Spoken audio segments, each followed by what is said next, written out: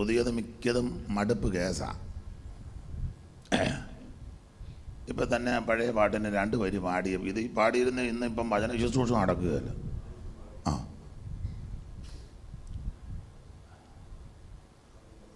മിക്കവാറും പുതിയ പാട്ടുകാരെന്നെ പുതിയ പാട്ടെല്ലാം മോശമാണെന്ന് പറയുന്നില്ല, എന്നാലും പഴയതാ കുറച്ചുകൂടെ. ഇന്ന് പകലത്തെ തിരുവചന ചിന്തയ്ക്ക് അടിസ്ഥാനമായിട്ട് വായിച്ചത് യാക്കോബിൻ്റെ ലേഖനം 4-ാം അധ്യായത്തിൻ്റെ 7-ാം വാക്യമാണ്. നമുക്കറിയാം പുതിയ നിയമത്തിലെ 21 ലേഖനങ്ങളിൽ പൊതുലേഖനങ്ങളിൽ പെട്ടതാണ് യാക്കോബിൻ്റെ ലേഖനം. എബ്രായ ലേഖനം, യാക്കോബിൻ്റെ ലേഖനം, പത്രോസിൻ്റെ ലേഖനം, യോഹന്നാൻ്റെ 3 ലേഖനം, യൂദയുടെ ലേഖനം, ഇതെല്ലാം ആ നിലയിൽ പഠിക്കുന്ന ലേഖനങ്ങൾ. അപ്പോൾ തന്നെ ഈ 21 ലേഖനങ്ങളിൽ 2 ലേഖനങ്ങൾ സമാന്തരമായ 2 രേഖ പോലെ, ഒന്നുകൂടെ മനസ്സിലാകുന്ന ഭാഷയിൽ പറഞ്ഞാൽ ഈ റെയിൽവേ പാളം പോലെ. അത് മറ്റൊന്നുമല്ല, ഒന്ന് റോമാ ലേഖനവും 2 യാക്കോബിൻ്റെ ലേഖനവും. കാരണം ഈ 2 ലേഖനങ്ങളിൽ ലേഖനകർത്താക്കൾ 2 വിഷയം അരക്കിട്ടുറപ്പിക്കുക. റോമാലേഖനം നമുക്കറിയാം വിശ്വാസത്താലുള്ള നീതീകരണം. ഈ സൺഡേ സ്കൂൾ കുഞ്ഞുങ്ങളല്ലാതെ പഠിച്ചു വെച്ചിരിക്കുക. ഇപ്പം ഇവർ ചിന്തിക്കുക ഇതാന്നോ ഇങ്ങേര് വന്ന്. അപ്പോൾ റോമാലേഖനത്തിൽ വിശ്വാസത്താനുള്ള നീതീകരണം പൗലോസ് സ്ഥാപിച്ചു. എന്നാൽ യാക്കോബ് അപ്പോസ്തലൻ അതിനെ ഖണ്ഡിക്കുന്നില്ല. യാക്കോബ് പറയുക പ്രവൃത്തി വേണം. അപ്പോൾ പ്രവർത്തിക്കാണ് യാക്കോബ് കുറച്ചുകൂടെ ഊന്നൽ കൊടുക്കുന്നത്. അതിന് അബ്രഹാമിനെ എടുത്ത് ഉദ്ധരിച്ചു, റാഹാബിനെയൊക്കെ എടുത്ത് യാക്കോബ് തെളിയിച്ചു.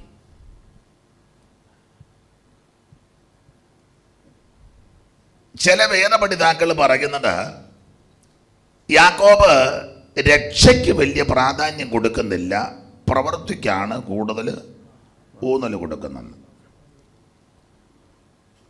എന്നാൽ യാക്കോബിൻ്റെ ലേഖനം പഠിക്കുമ്പോൾ നമുക്കറിയാം രക്ഷയ്ക്ക് വളരെ പ്രാധാന്യം കൊടുക്കുന്നയാളാണ് യാക്കോബ്. അത് വായിച്ചാൽ 3 വിധത്തിലെ രക്ഷ. 1 ആത്മരക്ഷ, 2 പ്രാണരക്ഷ, 3 ദേഹരക്ഷ. 3 വാക്യം വായിക്കാം. 1-ാം അധ്യായത്തിൻ്റെ 21, 5-ാം അധ്യായത്തിൻ്റെ 18, 19, 20, 2-ാം അധ്യായത്തിൻ്റെ 16, 1:21. ആകയാൽ എല്ലാ അഴുക്കും ദുഷ്ടതയുടെ ആധിക്യവും വിട്ട് നിങ്ങളുടെ ആത്മാക്കളെ രക്ഷിപ്പാൻ പ്രയോഗം മതി. ആത്മാക്കളെ രക്ഷിക്കാൻ. അപ്പൊ ആത്മരക്ഷ 5-ാം അധ്യായത്തിന്റെ ഒടുവിലത്തെ 2 വാക്യം, ആ ചെറിയ കണ്ണിക. സഹോദരന്മാരെ, നിങ്ങളിൽ ഒരുവൻ സത്യം വിട്ട് തെറ്റിപ്പോവുകയും. അതാരാ വായിക്കുന്നത്? ചന്ദനം. വേറെ ശബ്ദത്തിൽ വായിച്ചതാ. വായിച്ചോ, കുഴപ്പമില്ല. വായിച്ചോ. സഹോദരന്മാരെ, നിങ്ങളിൽ ഒരുവൻ സത്യം വിട്ട് തെറ്റിപ്പോവുകയും. സഹോദരന്മാരെ, നിങ്ങളിൽ ഒരുവൻ സത്യം വിട്ട് തെറ്റിപ്പോകുകയും അവനെ ഒരുവൻ തിരിച്ചു വരുത്തുകയും ചെയ്താൽ പാപിയെ നേർവഴിക്ക് ആക്കുന്നവൻ അവന്റെ പ്രാണനെ മരണത്തിൽ നിന്ന് രക്ഷിക്കുകയും. പ്രാണനെ മരണത്തിൽ നിന്ന് രക്ഷിക്കുക, പ്രാണരക്ഷ. 1-ാം അധ്യായത്തിൽ ആത്മരക്ഷ, 5-ാം അധ്യായത്തിൽ പ്രാണരക്ഷ. എന്താ പറ്റി? ഫാൻ? അതുകൊണ്ടാണ് ശബ്ദം അങ്ങനെ പതറുന്നു. നിർത്തിക്കൂ, ഇത് നിർത്തണോ?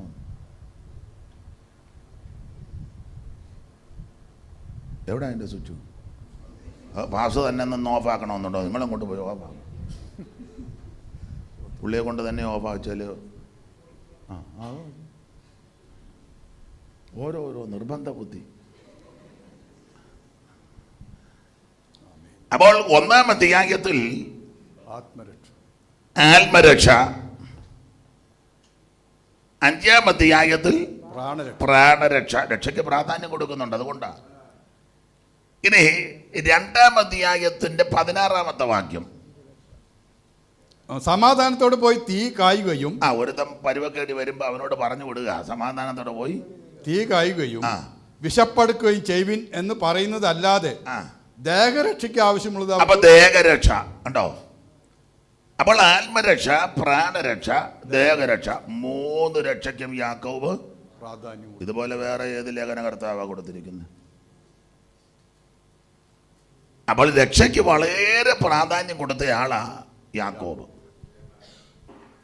ഈ 3 രക്ഷയും ഒരു വ്യക്തിക്ക് അത്യാവശ്യമാണ്. അതിലേറ്റവും പ്രാധാന്യം ആത്മരക്ഷയാണ്. ആത്മരക്ഷ മാത്രം കിട്ടിയിട്ട് ഈ ലോകത്ത് ജീവിക്കാനൊക്കത്തില്ല. ദേഹരക്ഷ ആവശ്യമാണ്. ദേഹരക്ഷ നമ്മൾ കൂടുതലും ആത്മരക്ഷ പ്രാപിച്ചത് കൊണ്ട് ഇപ്പം നമ്മൾ ഈ ഉപവസിച്ച് പ്രാർത്ഥിക്കുന്ന ദേഹരക്ഷയ്ക്ക് വേണ്ടിയാണ്. ആ ഇരിപ്പ് കാണുമ്പോൾ അറിയാം. രോഗം മാറണം, ക്ഷീണം മാറണം, ബലപ്പെടണം, ശക്തിപ്പെടണം, പിന്നെ വസ്തു മേടിക്കണം, വീട് വെക്കണം. പണ്ട് പെന്തിക്കോസുകാർ മേടിക്കാൻ പ്രാർത്ഥിക്കുക, ഇപ്പം എല്ലാവരും വിൽക്കാൻ പ്രാർത്ഥിക്കുക. എല്ലാം ഇപ്പം തലതിരിവായി. അപ്പോൾ ആത്മരക്ഷ കൊണ്ട് മാത്രം ഈ ഭൂമിയിൽ ഒരു വ്യക്തിക്ക് ജീവിക്കാനൊക്കത്തില്ല. ദേഹരക്ഷ ആവശ്യമാണ്. അപ്പോൾ രക്ഷയ്ക്ക് വളരെ പ്രാധാന്യം കൊടുക്കുന്നയാളാണ് യാക്കോബ്. ആട്ടെ, 5 അധ്യായങ്ങളാണ് യാക്കോബിൻ്റെ ലേഖനത്തിൽ. ധാരാളം വിഷയങ്ങൾ ഈ ലേഖനത്തിലുണ്ട്. ഇന്ന് നമ്മൾ ചിന്തിച്ചു പോകാൻ ഉദ്ദേശിക്കുന്നതിൻ്റെ കാര്യങ്ങൾ 1-ാം അധ്യായവും 2, 3, 4, 5 ഒക്കെ പഠിക്കുമ്പോൾ പ്രധാനമായിട്ട് 1-ാം അധ്യായത്തിൽ പരീക്ഷ അല്ലെങ്കിൽ പരിശോധന അതിനെ സംബന്ധിച്ച 1:12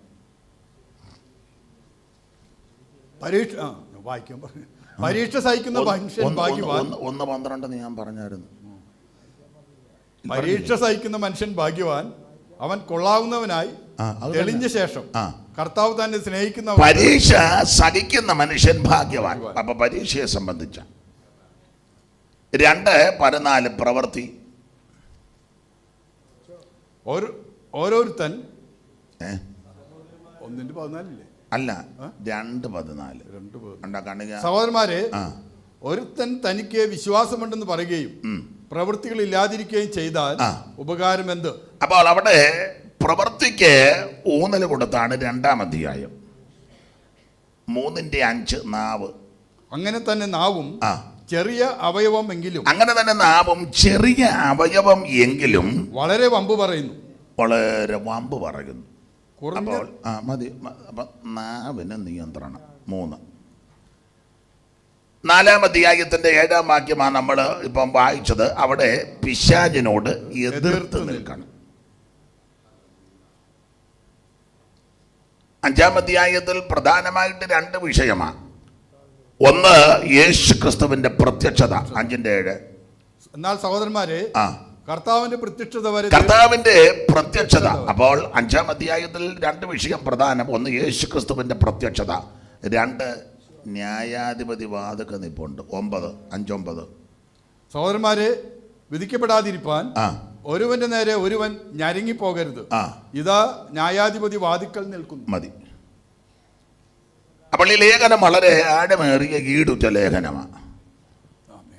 1-ാം അധ്യായത്തിൽ പരീക്ഷയെ സംബന്ധിച്ച്, 2-ാം അധ്യായത്തിൽ അവൻ പ്രവൃത്തിക്ക് പ്രാധാന്യം കൊടുക്കുന്നു, 3-ാം അധ്യായത്തിൽ നാവിന് നിയന്ത്രണം, 4-ാം അധ്യായത്തിൽ പിശാചിനോട് എതിർത്ത് നിൽക്കണം, 5-ാം അധ്യായത്തിൽ 2 വിഷയം, യേശു ക്രിസ്തുവിന്റെ പ്രത്യക്ഷതയും അപ്പോൾ തന്നെ ന്യായാധിപതി വാതുക്കലുണ്ട്.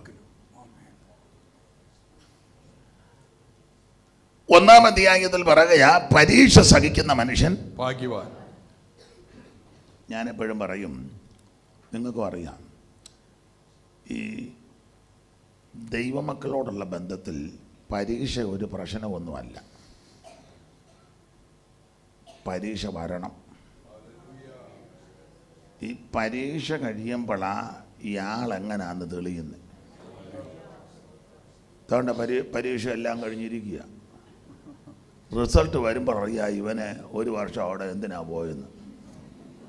ഇല്ലേ? ടിഫിനുമൊക്കെ കൊണ്ടുപോയി, കുപ്പിക്കകത്ത് വെള്ളം, സ്കൂബിയുടെ ബാഗ്, ഇല്ലേ? ജയിക്കുമോ? ജയിക്കുമോ? ജയിക്കുമോ? ജയിക്കുമോ?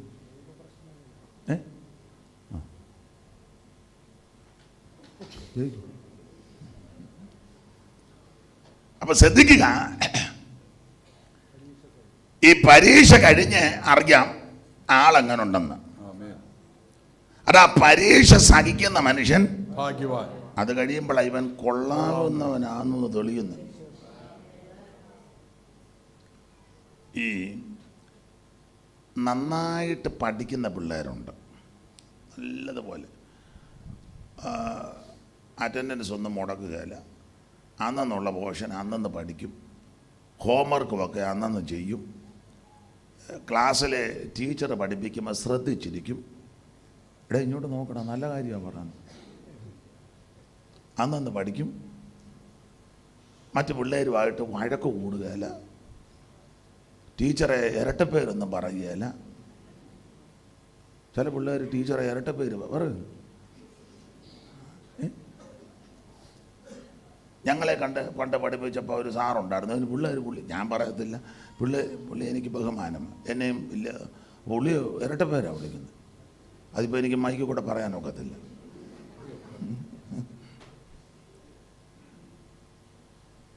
അപ്പം ഈ സാറ് പഠിപ്പിക്കുന്നത് ശ്രദ്ധിക്കണം, സാറിനെ ബഹുമാനിക്കണം. പണ്ടൊക്കെ സാറന്മാരെ ബഹുമാനം, ഇപ്പം സാറ് പേടിച്ചാണ് നടക്കുന്നത്. അയ്യോ എൻ്റെ സ്റ്റുഡൻസ് ആവണം, എൻ്റെ സ്റ്റുഡൻ്റ് ആവണം, ഞാൻ അവൻ പോയി കഴിഞ്ഞ് വരാം, അവൻ കയറുന്ന വണ്ടിയെ ഞാൻ ഭയമാണ്. ഇന്ന് നമ്മളൊരു ദുഃഖവാർത്ത കേട്ട് വെച്ചിരിക്കുക. ദൈവമേ കുടുംബങ്ങളെയൊക്കെ ദൈവം ആശ്വസിപ്പിക്കട്ടെ. സ്തോത്രം. അപ്പൊ ശ്രദ്ധിക്കുക, നല്ലതുപോലെ പഠിക്കുന്ന മോനെ കോൺലെസ് തരാവോ, അതായിരിക്കും നല്ലത്. അതല്ലേ നല്ലത്. അപ്പൊ പിന്നെ പാന് വിടാം. ഓ ഭാഗ്യ പുള്ളിയുടെ ഞാനിങ്ങോട്ടൊന്ന് ഇറങ്ങിക്കോട്ടെ, കുഴപ്പം. ദൈവത്തിന് മഹത്വം. അപ്പൊ ശ്രദ്ധിക്കുക, നല്ലതുപോലെ പഠിക്കുന്ന പിള്ളേരുണ്ട്. അപ്പൊ അങ്ങനെയുള്ള പിള്ളേര് ഈ പരീക്ഷ പണ്ടത്തെ ഇപ്പോഴത്തെ എനിക്കറിയത്തില്ല കേട്ടോ. പണ്ടൊക്കെ ഇങ്ങനെ പ്രധാനപ്പെട്ട ഓണം പരീക്ഷയും ക്രിസ്തുമസ് പരീക്ഷയും ഞങ്ങളുടെ നാട്ടിൽ പറഞ്ഞ വലിയ പരീക്ഷ എന്ന ഓണപരീക്ഷയും ക്രിസ്തുമസ് പരീക്ഷയും വലിയ പരീക്ഷ. അപ്പം ഈ നല്ലതുപോലെ പഠിക്കുന്ന പിള്ളേർക്ക് വലിയ പരീക്ഷ വരണമെന്ന അവരെന്നും പോയി കലണ്ടറെ നോക്കും വലിയ പരീക്ഷയുടെ ഡേറ്റ്. ചില പിള്ളേർ പേനായോ പെൻസിലോ ഉണ്ടോ അവിടെ എല്ലാം മട്ടം വരച്ചിടും. എന്നിട്ട് കൂടെ അപ്പനോടോ അമ്മയോടോ ഒക്കെ പറയും ഇതാ വലിയ പരീക്ഷയുടെ ദിവസം. അപ്പം ഈ നല്ലതുപോലെ പഠിക്കുന്ന പിള്ളേർക്ക് ഈ പരീക്ഷ വരണേ വലിയ പരീക്ഷ വരണേ.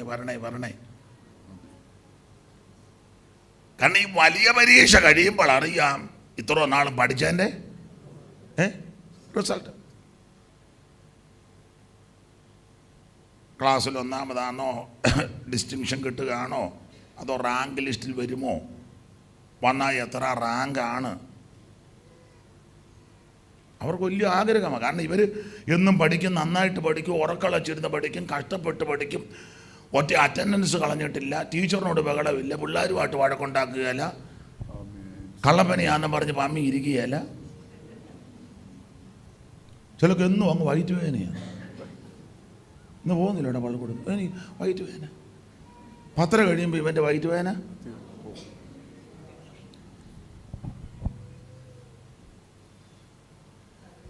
അപ്പം ഈ നന്നായിട്ട് പഠിക്കുന്ന പിള്ളേർ പഠിച്ചിരിക്കുകയല്ലേ, അവരുടെ ആഗ്രഹം മുഴുവൻ വലിയ പരീക്ഷ വരണം. കാരണം വലിയ പരീക്ഷ കഴിയുമ്പോൾ അറിയാം ഇവനെങ്ങനെ ഉണ്ടെന്ന്. ആത്മീക ജീവിതത്തിൽ ഇത് തന്നെ. വിശ്വസ്തരായിട്ട് നിൽക്കുകയും വിശുദ്ധിയോടെ നിൽക്കുകയും വചനം പഠിച്ചവർക്കും ആരാധിക്കുന്നവർക്കും ഉപവസിക്കുന്നവർക്കും പ്രാർത്ഥിക്കുന്നവർക്കും ദൈവത്തോടും ദൈവസഭയോടും ദൈവകുഞ്ഞുങ്ങളോടും ഒക്കെ നല്ല രീതിയിൽ ഇടപെടുന്നവർക്കും തന്നാലാവും വിധം വിശ്വസ്തരായിട്ട് ജീവിക്കുന്നവർക്ക് പരീക്ഷ വിഷയമല്ല. അവരുടെ ആഗ്രഹം പരീക്ഷ വരട്ടെ. വരട്ടെ.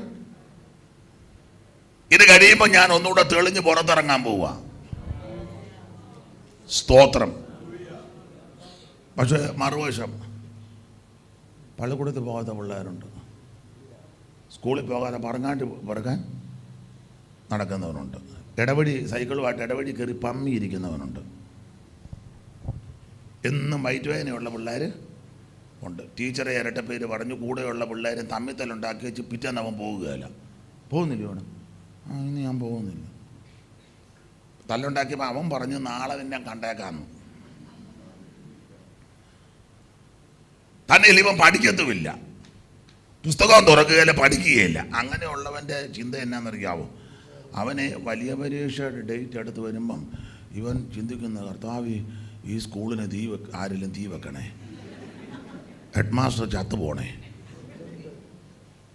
ആ ചോദ്യപേപ്പർ ആരെങ്കിലും അടിച്ചു മാറ്റിക്കൊണ്ട് പോകണം. ഇവൻ്റെ പ്രാർത്ഥന ഇതാ, സ്കൂൾ കത്തണേ, ടീച്ചർ ആകണേ. കാരണം ഇവനറിയാം ഈ പരീക്ഷയിൽ ഇവൻ ജയിക്കത്തില്ല. അപ്പോൾ സ്കൂളിന് തീ പിടിച്ച വിഷയം തീർന്നല്ലോ. അല്ലെങ്കിൽ സാറ് ചത്തുപോയാ,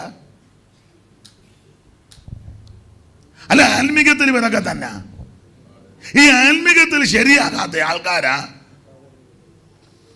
കർത്താവേ അത് വരരുതേ, ഇത് വരരുതേ, അത് വരരുതേ, രോഗം വരരുതേ, ക്ഷീണം ഉണ്ടാകരുതേ, ബുദ്ധിമുട്ടൊന്നും വരരുതേ, എനിക്ക് എൻ്റെ പിള്ളേർക്ക് ഒരു കുഴപ്പവും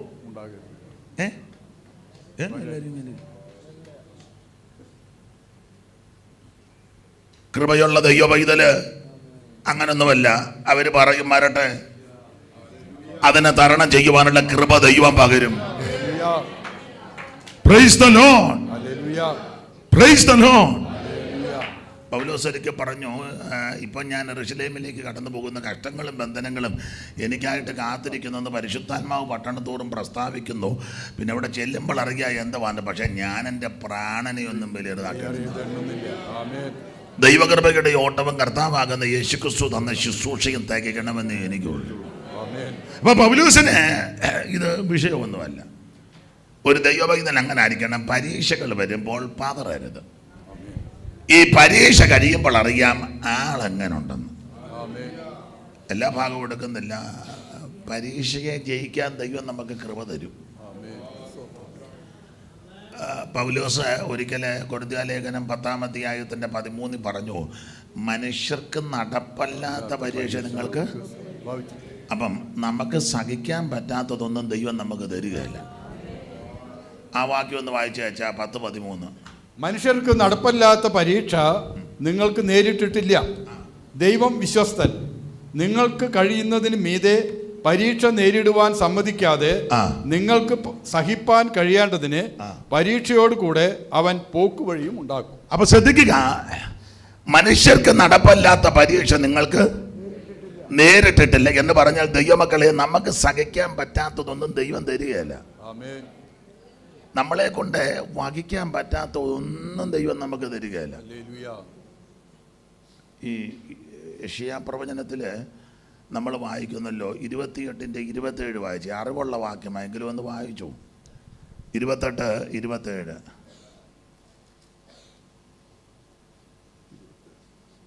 കരിഞ്ജീരകം മെതിവണ്ടി കൊണ്ട് മെതിക്കുന്നില്ല. കരിഞ്ജീരകം മെതിവണ്ടി കൊണ്ട് മെതിക്കുന്നില്ല. ജീരകത്തിന്മേൽ വണ്ടിയുടെ ചക്രം ഉരുട്ടുന്നതുമില്ല. വണ്ടിയുടെ ചക്രം കയറ്റി ഉരുട്ടുകയില്ല. മനസ്സിലായി കാണും.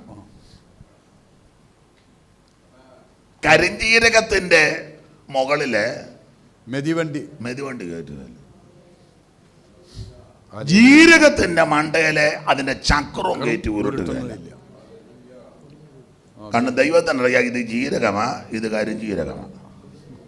പിന്നെ അതിനെ എങ്ങനെ ക്രമീകരിക്കുന്ന ചോദിച്ചാൽ വടികൊണ്ടും കോലുകൊണ്ടും. അടുത്ത വാക്യം, കരിഞ്ജീരകം വടികൊണ്ടും ജീരകം കോൽ കൊണ്ടും തല്ലിയെടുക്കുക അത്രേ ചെയ്യുന്നത്. അത്രേ ഉള്ളൂ. എന്ന് പറഞ്ഞാൽ നമുക്ക് സഹിക്കാൻ പറ്റാത്തതൊന്നും ദൈവം തരികയില്ല. ചിലരൊക്കെ ഇന്ന് പകൽ വന്നിരിക്കുന്നത്, മാസ്റ്ററെ ഞാനായതുകൊണ്ടാണ് ഇതെല്ലാം സഹിച്ചിങ്ങനെ അല്പം കൂടെ സാമർഥ്യമുള്ള സഹോദരിമാർ പറയുന്നത്, പക്ഷേ ഞാനായതുകൊണ്ടാണ് ഇതെല്ലാം സഹിച്ച് ഇങ്ങേരുടെ കൂടെ വാസുക്ക് ഞങ്ങളുടെ വീട്ടിലെ കാര്യമൊന്നും അറിയത്തില്ല, ഈ പുറംപൂച്ചയുള്ളൂ, ഇതാ ആരാന്നറിയാം. ഞാൻ ഒരുത്തി ആയതുകൊണ്ടാണ് അങ്ങനെ ചേർത്ത് പറയും. വേറെ വല്ല പെണ്ണുങ്ങളായിരുന്നെങ്കിൽ അല്ല. ഞാൻ ഒരു മറുപടി പറയാം. നിങ്ങൾക്കിത് സഹിപ്പാനും വഹിപ്പാനും ഏതാ ഈ പുള്ളിയെ കൈകാര്യം ചെയ്യാൻ കഴിവും പ്രാപ്തിയും കൃപയും വൈഭവവും തന്മയത്വവും ഒക്കെ ഉണ്ടെന്ന് ദൈവത്തിന് നിങ്ങളെ പറ്റി നല്ല ബോധ്യമുള്ളത് കൊണ്ടാണ് ഈ കേസ് നിങ്ങളുടെ ഈ തന്നെ കൊണ്ട് തന്നത്. ഇല്ലേ, ലണ്ടൻകാരൻ വന്നതാ, അല്ലേ, പേർഷ്യക്കാരനും വന്നതാ.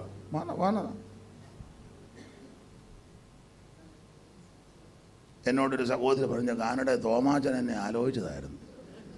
അന്നാരും ഇങ്ങേര് ഞാൻ പറഞ്ഞു, തോമാച്ചൻ ആയിരുന്നെങ്കിൽ തോമാച്ചൻ നിന്നെ കൊന്നേനോ. ഈ പുള്ളിയെ ദൈവം നിൻ്റെ തന്നിരിക്കുക.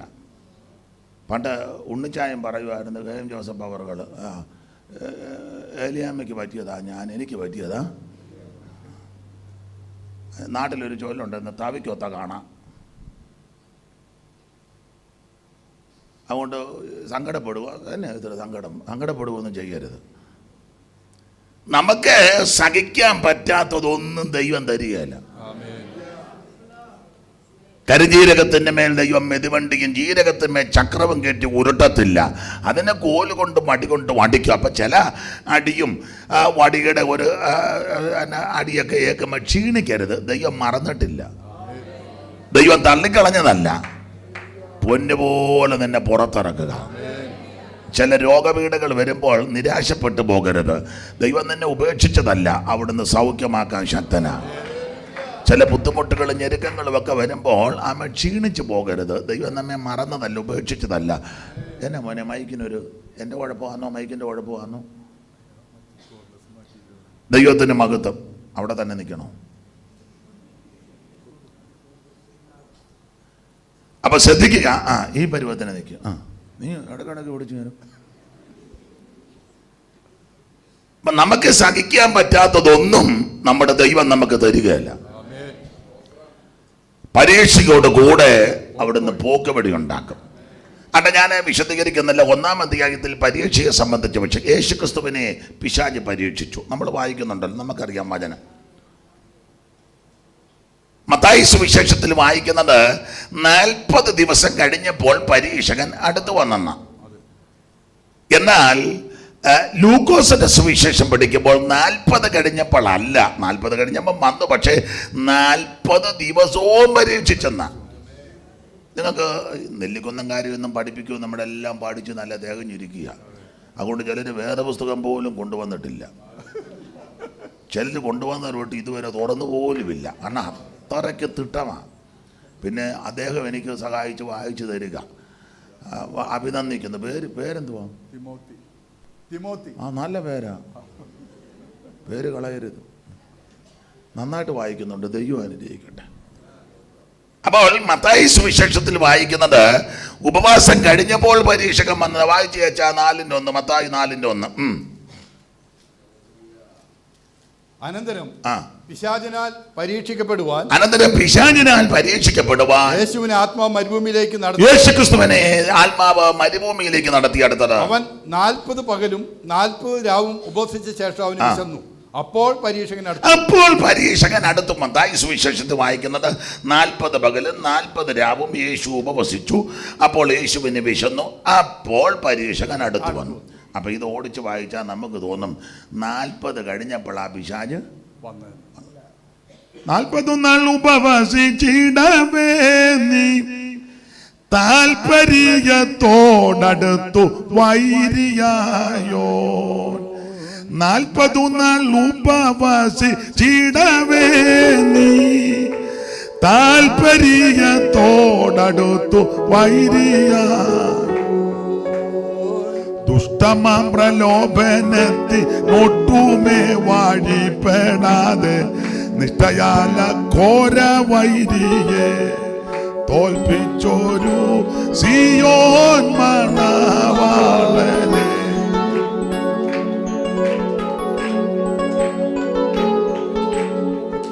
എനിക്ക് തൊണ്ടയെല്ലാം കൂടുന്ന സഹായിക്കാനാ പറഞ്ഞു.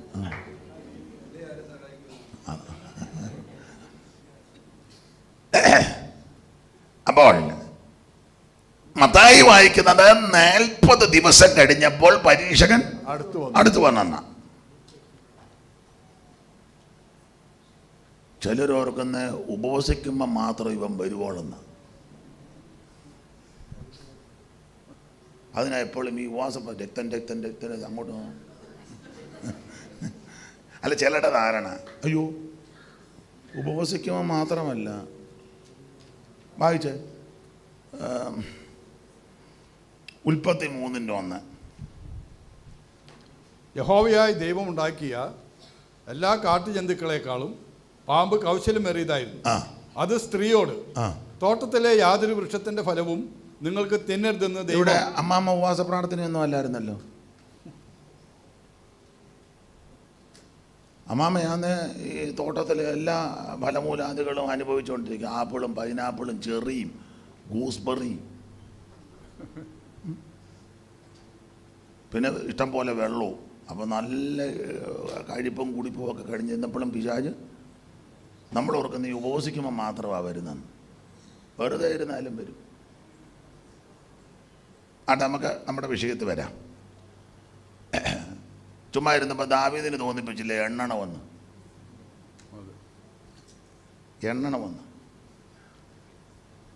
അപ്പൊ ഇവിടെ 40 ദിവസം കഴിഞ്ഞപ്പോൾ പരീക്ഷകൻ അടുത്ത് വന്നു. മത്തായി അങ്ങനെ വായിക്കുന്നത്, ലൂക്കോസ് അങ്ങനല്ല. വായിച്ച ലൂക്കോസ് 4:1 മുതൽ. യേശു പരിശുദ്ധാത്മാവ് നിറഞ്ഞവനായി യോർദാൻ വിട്ട് മടങ്ങി. ആത്മാവ് അവനെ മരുഭൂമിയിലേക്ക് നടത്തി. പിശാച് അവനെ 40 ദിവസം പരീക്ഷിച്ചു കൊണ്ടിരുന്നു. മതി, 40 ദിവസവും പരീക്ഷിച്ചുകൊണ്ടിരുന്ന. മത്തായി എഴുതിയിരിക്കുന്നത് 40 കഴിഞ്ഞപ്പോൾ പരീക്ഷകൻ വന്നു. പക്ഷെ ലൂക്കോസ് ചരിത്രം പഠിച്ച ആളാണ്. അതുകൊണ്ടാണല്ലോ താന് അതങ്ങനെ തന്നെ എഴുതിയിരിക്കുന്നത്. ചരിത്രമൊക്കെ നന്നായിട്ട് അപഗ്രഥിച്ച് പഠിച്ച് എഴുതിയ ആളാണ്. അപ്പം അദ്ദേഹം എഴുതിയിരിക്കുന്നത് 40 ദിവസവും പരീക്ഷിച്ചുകൊണ്ടിരുന്നു. 40 ദിവസവും. അപ്പം നമുക്കൊരു ചിന്ത, ഈ 40 ദിവസവും എന്തോ പരീക്ഷ. അതിനൊരു ചെറിയ ഒരു സൂചന മർക്കോസ് തന്നിട്ടുണ്ട്. വായിച്ചേ, മർക്കോസിന്റെ സുവിശേഷം 1-ാം അധ്യായത്തിന്റെ 12-ാമത്തെ തിരുവെടുത്ത്.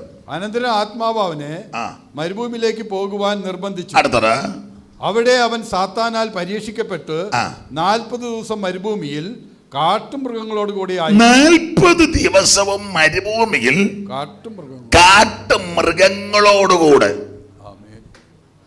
ദൈവത്തിന് മഹത്വം. ഇതിന് കണക്ഷൻ ചെയ്യാനാണ്. ചെയ്തു.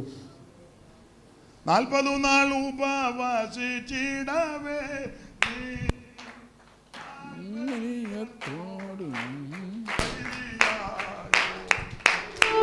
40 നാൾ ഉപവസിച്ചിടവേ നീ താൽപര്യത്തോടടുത്തു വൈരിയായോ ഉത്തമാം പ്രലോഭനത്തിനൊട്ടുമേ വാടിപ്പെടാതെ നിത്യയാല ഘോര വൈരിയെ തോൽപ്പിച്ചോരു സിയോൻ മണവാളനെ ശ്രീ നരപതിയെ സിയോൻ കരമുയർത്തി ദൈവത്തെ മഹത്വപ്പെടുത്തും. അതെ, ശ്രദ്ധിക്കുക. മത്തായി പറഞ്ഞത് 40 കഴിഞ്ഞപ്പോൾ വന്നു. ലൂക്കോസ് പറഞ്ഞ് 40 ദിവസവും പരീക്ഷകനുണ്ടായിരുന്നു. അതെന്തോ പരീക്ഷ? അന്ന് മർക്കോസ് ഒരു സൂചന തരുന്നു. അവിടുന്ന് 40 ദിവസവും കാട്ടുമൃഗങ്ങളോടുകൂടെ. ഈ കാട്ടുമൃഗങ്ങളോടുകൂടെ 40 ദിവസം എന്ന് പറഞ്ഞ ആന, കരടി, പുലി, കടുവ ഇത്യാദി ഹിംസ ജന്തുക്കളുമായിട്ട് കർത്താവ് ഫാസ്റ്റിംഗ് പ്രയർ നടത്തിയെന്നല്ല. അല്ല, തന്നെയുമല്ല, കർത്താവ് ഉപവസിച്ച ആ സ്ഥലത്ത് ഈ ഇത്യാദി വന്യമൃഗങ്ങളെല്ലാം മറ്റുമില്ല.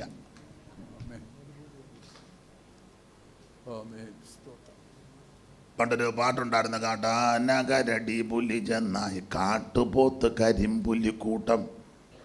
അതിന് കൈയടിക്കരുത്, വേറെ പാട്ടാ, വ്യാജ് കയറും.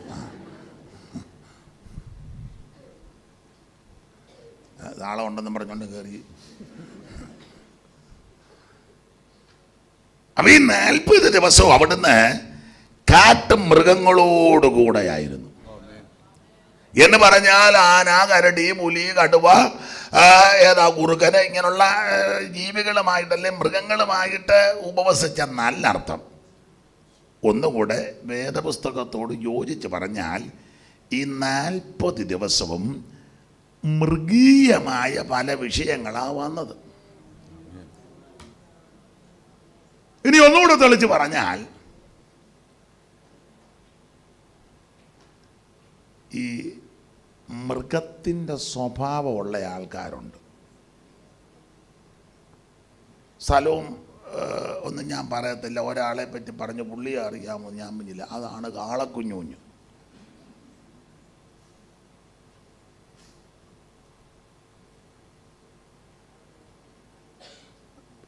പേരിട്ടതാ. ഈ സ്വഭാവവും രീതിയും സംസാരം അനുസരിച്ച് പേരിടും. ഒരിക്കലൊരു സഭയിൽ ചെന്നപ്പോൾ പുണ്യോട് അഖിലാണ്ടൻ തങ്കച്ചൻ പ്രാർത്ഥിക്കുമെന്ന്. പുള്ളിയുടെ അഖിലാണ്ടൻ തങ്കച്ചൻ. അപ്പം ഞാൻ ചോദിച്ചാൽ, ആ പുള്ളി എപ്പോൾ പ്രാർത്ഥിച്ചാലും അഖിലാണ്ടങ്ങളുടെ ഉടയവനായ, അതിന് PIP പിള്ളേരിട്ട് കൊടുത്ത പേരാണ് അഖിലാണ്ടൻ തങ്കച്ചൻ. എങ്ങനെയുണ്ട്?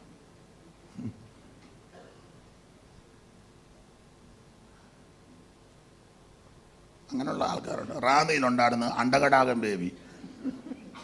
ഏത് പ്രാർത്ഥനയ്ക്കകത്തും പുള്ളി അണ്ടകടാകങ്ങളെ ഒരു പാചകം കയറ്റും പുള്ളി. അങ്ങനെ ഒത്തിരി ഉണ്ട്. അപ്പൊ ഈ 40 ദിവസവും എന്നാ മോനെ നിങ്ങൾ പറയും, ഇവിടെ ഉണ്ടോ ആരേലും? അവർ രണ്ടുപേരുടെ പറഞ്ഞു. എന്തോ പറഞ്ഞു? ആ യോഗം കഴിഞ്ഞ് പറഞ്ഞാൽ മതി എന്നാ. അപ്പോൾ 40 ദിവസവും കാട്ടുമൃഗങ്ങളോടുകൂടെ ആയിരുന്നുവെന്ന് പറഞ്ഞാൽ അതിനൊരു ആശയം വചനത്തോട് ബന്ധപ്പെട്ട മൃഗീയമായ പല വിഷയങ്ങൾ അല്ല, ഒന്നുകൂടെ തെളിക്ക, മൃഗസ്വഭാവമുള്ള വിഷയങ്ങൾ. നിങ്ങൾ വേറെ പുസ്തകം പഠിച്ചാൽ ചില വ്യക്തികളെയൊക്കെ മൃഗത്തോട് തുല്യപ്പെടുത്തിയല്ലേ പറഞ്ഞത്? 40 ദിവസവും കാട്ടുമൃഗത്തോട് കൂടെ എന്ന് പറഞ്ഞ മൃഗസ്വഭാവമുള്ള ആൾക്കാർ നമ്മുടെ ഇടയിലുണ്ട്. മിക്ക സഭയിലും ഉണ്ട്, നെല്ലിക്കുന്നത്തും ഉണ്ട്. ചില പാസ്റ്റർമാർ പറയും ഇവിടുത്തെ കാര്യമല്ല, ഞാൻ അവിടുത്തെ ഒന്നുമില്ല, ഇവിടല്ലേ ഇപ്പം വന്നേക്കുന്നേ, എന്തിനാ അങ്ങോട്ട് പോകുന്നു? ഇപ്പൊ ഇങ്ങനെ 21 ദിവസം 20 ദിവസം അമ്മ ഇരിക്കുന്നെങ്കിൽ ചിലതൊക്കെ മൃഗത്തിന്റെ സ്വഭാവമാണ്. പിന്നെ ഉപവാസ പ്രാർത്ഥന ആയതുകൊണ്ട് 10 മുതൽ 1 മണി വരെ ശല്യമില്ല, വൈകിട്ട് 7 മുതൽ 9 വരെ ഇല്ല. അത് കഴിയുമ്പോൾ പയ്യ ഇനി 21 കഴിഞ്ഞാൽ നാളെ ഒന്ന് കമ്മിറ്റിക്ക് കുടിക്കുക, അന്നേരം തനി സ്വഭാവം വെളിപ്പെടും.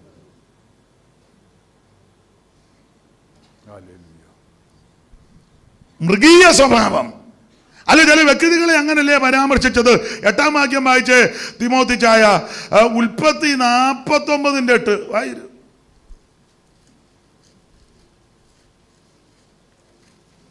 മൈക്കെല്ലാം നെഞ്ചാ തണക്കി വെച്ചേക്കാന്നല്ലോ. കൊള്ളാം, നന്നായിരിക്കുന്നു. യഹൂദയെ സഹോദരന്മാർ നിന്നെ പുകഴ്ത്തും.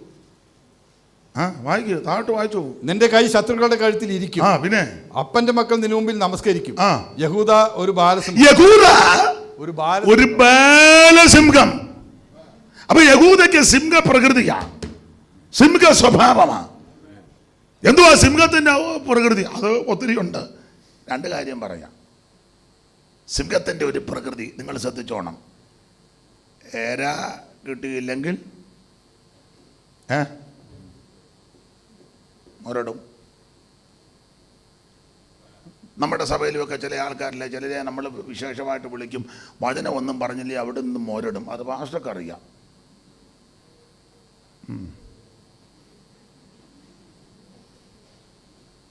ശുശ്രൂഷകന്മാർക്കറിയാം. ജോർജമ്പയ്യ അടഞ്ഞിരിക്കുക മിക്കവാറും. 2 സിംഹത്തിൻ്റെ ഒരു പ്രകൃതി നിങ്ങൾ ശ്രദ്ധിച്ചോണം. എലിയെ പിടിക്കാനാന്നേലും പുലിയെ പിടിക്കാനാന്നേലും സർവശക്തിയോടാ ചാടുന്നത്. എലിയെ പിടിക്കാനാന്നേലും പുലിയെ പിടിക്കാനാന്നേലും ഇതാ സിംഹത്തിന്റെ പ്രകൃതി. ആ എലിയ നിൽക്കുന്ന കണ്ടിട്ടില്ലേ? ചെറിയ യോഗമാന്നേലും വലിയ യോഗമാന്നേലും നീ ദൈവത്തെ ആരാധിക്കണം. കോട്ടേജ് മീറ്റിംഗ് ആന്നേലും കൺവെൻഷൻ ആന്നേലും ഉപവാസമാന്നേലും ആള് കൂടുതലുണ്ടെങ്കിലും ആള് കുറവാന്നേലും നീ ദൈവത്തെ ആരാധിക്കണം. ദൈവത്തിന് മഹത്വം. ചിലർക്ക് ആരാധന വെളിപ്പെടണമെങ്കിൽ വലിയ സിസ്റ്റം വേണം, വലിയ ആൾക്കാർ വേണം, കെടി കെട്ടിയ പാട്ടുകാർ. പുള്ളിയൊന്നും പാടിയ ഏക്കുകയല്ല ചിലര്.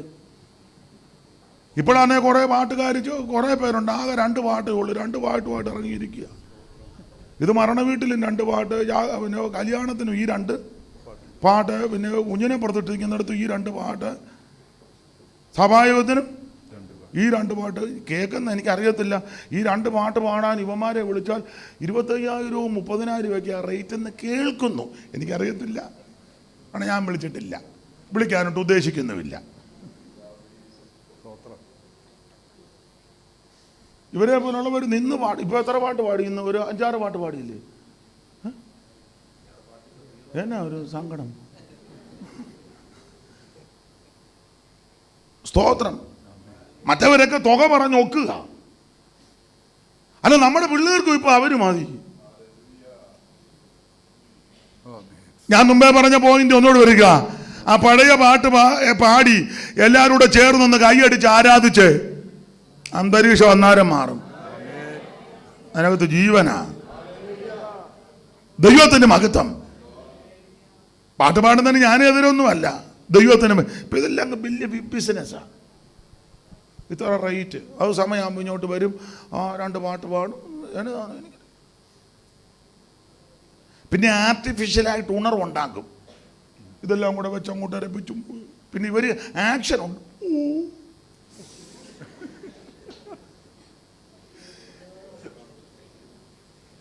വെറുതെ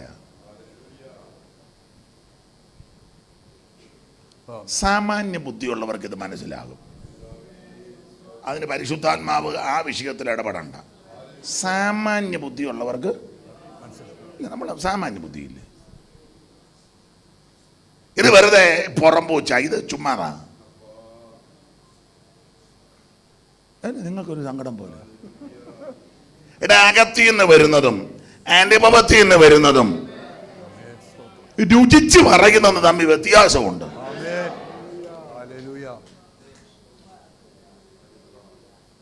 ഉണ്ട്. നിങ്ങൾ യോജിച്ചാലും യോജിച്ചില്ല, എനിക്കൊന്നും വിഷയമല്ല. സ്തോത്രം. അവിടെ വിഷയത്തിൽ വരാം. ദൈവത്തിന് മഹത്വം. അപ്പൊ യഹൂദയെ പരാമർശിക്കുന്നത് ഇവൻ ബാലസിംഹമാ, സിംഹപ്രകൃതിയാണ്. തിമോത്തി 49:17 വായിച്ച്. ദാൻ വഴിയിൽ ഒരു പാമ്പും. ദാൻ വഴിയിൽ പാമ്പ്. ദാൻ വഴിയിൽ പാമ്പാ. പാതയിൽ മതി. ദാനിനെ പറ്റി പറയും വഴിയിൽ പാമ്പ്. ഇവൻ സഭയ്ക്കകത്തും പാമ്പാ. ഞായറാഴ്ച വന്ന് ഇവനൊരു സീറ്റുണ്ട്, പമ്മി അവിടെ തറ കൂടി ഇരിക്കും. വലിയ ശല്യമൊന്നുമില്ല. എപ്പോഴേലും ഇവനെയും പെമ്പളെയും പിള്ളേരെയും പരാമർശിക്കുന്ന വിഷയം വല്ലോ പ്രസംഗത്ത് വന്നാൽ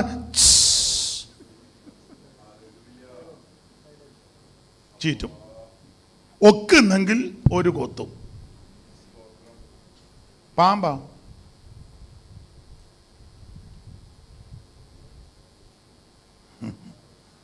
സ്തോത്രം. ഞാനെപ്പോഴും പറയും, പാമ്പ് തന്നെ പല ടൈപ്പുണ്ട്. പണ്ട് പറഞ്ഞ പോലെ നീർക്കോലിയുണ്ട് സഭയ്ക്കകത്ത്. സഭയ്ക്കകത്ത് പാമ്പുണ്ട്. പത്രോസ് പറഞ്ഞല്ലോ, ശാന്തന്മാർക്ക് മാത്രമല്ല അവൻ മൂർഖനുണ്ട്. മൂർഖനുണ്ട്. നീർക്കോലിയുണ്ട്. നീർക്കോലി ഇങ്ങനെ പൊളഞ്ഞു കിടക്കുന്നുള്ള, കടിക്കത്തില്ല. അഥവാ കടിച്ചാലും ഒരു ദിവസത്തെ അത്താഴം. അപ്പോൾ ഒരുത്തൻ നിർവഹിച്ചാൽ ഒരു നേരത്തെ യോഗമൊക്കെ മുടക്കാം. നീർക്കോലി വിചാരിച്ചാൽ വേറെ ഒരിനമുണ്ട് ചേര, വണ്ണവും നീളമുണ്ട്, പക്ഷെ കടിക്കത്തില്ല, കീറി ചുറ്റും. അപ്പം ഇനം അറിയാമെങ്കിൽ നമ്മൾ മൗനമായിട്ട് നിന്നാൽ മതി, അതുപോലെ തന്നെ അഴിഞ്ഞങ്ങ് ഇനം അറിയണം.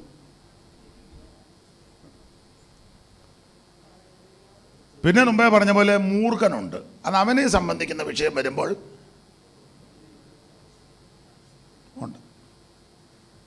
പിന്നെ ഇവിടെങ്ങും അധികം കാണില്ല, വെമ്പാലയുണ്ട്, വെമ്പാല, രാജവെമ്പാല. അത് ഉപവാസത്തിൻ്റെ ഒടുവിലത്തെ ദിവസമേ വരുവുള്ളൂ, എപ്പോഴും ഇറങ്ങുകയല്ല. നാളെ വരും മിക്കവാറും വെമ്പാല, തീരുകല്ലേ. ആ വന്ന് പ്രത്യേക കസേരയിൽ ഇരിപ്പൊക്കെ ഒന്ന് കാണണം, നല്ല നെടുപ്പമാ.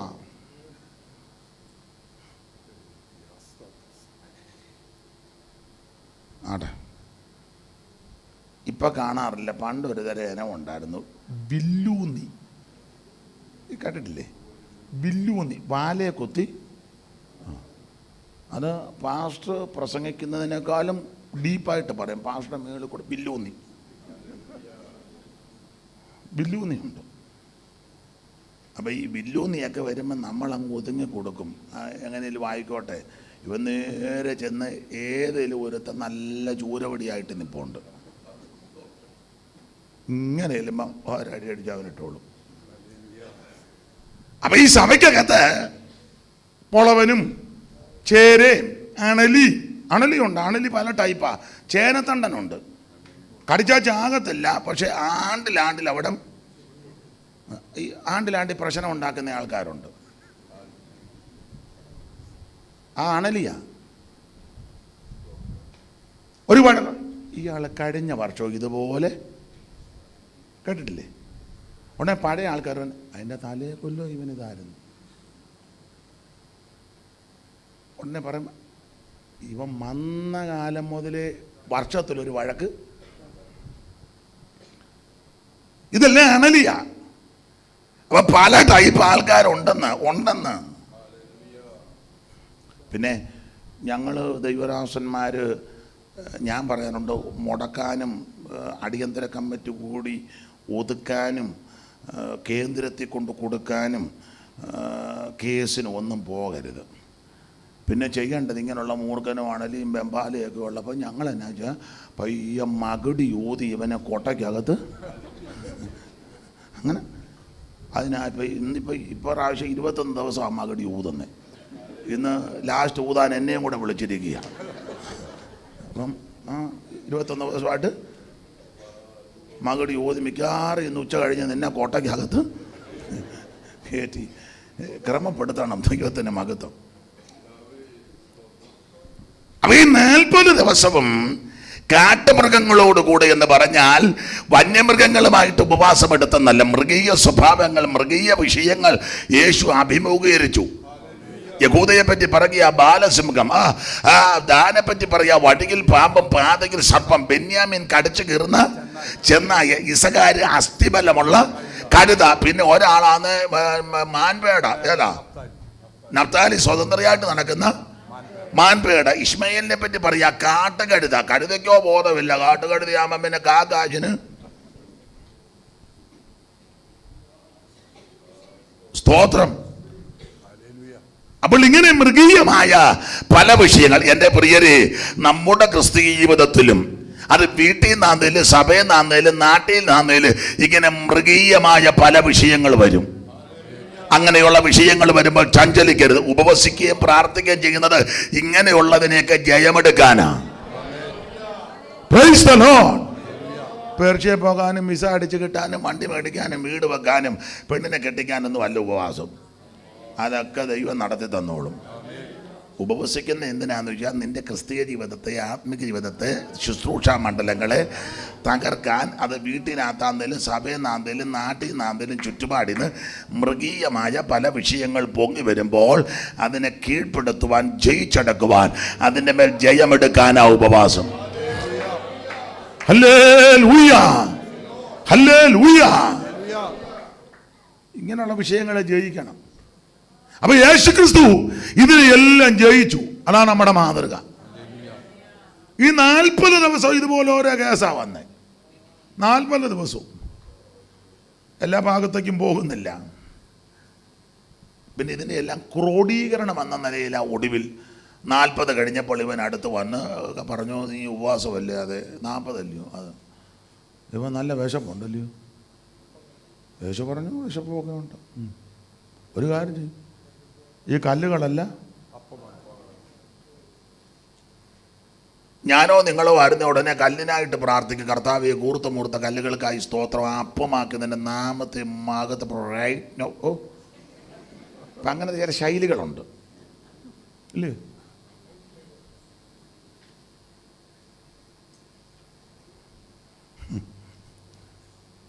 ഈ കല്ലുകളെല്ലാം അപ്പമായി തീരാൻ കൽപ്പിക്കാൻ യേശു പറഞ്ഞു, മനുഷ്യൻ അപ്പം കൊണ്ട് മാത്രമല്ല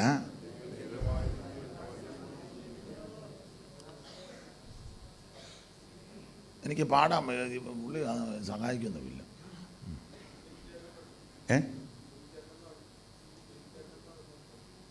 ആരാ? തിമോത്തിച്ചാൻ പാടുവന്നോ? ആയിക്കോട്ടെ. പുള്ളി എല്ലാ കേസും എടുക്കും.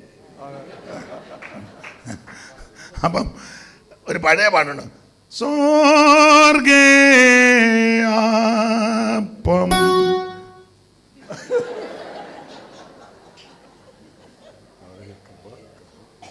സ്വർഗേ അപ്പം സ്വർഗേ അപ്പം എനിക്കും തരേണമേ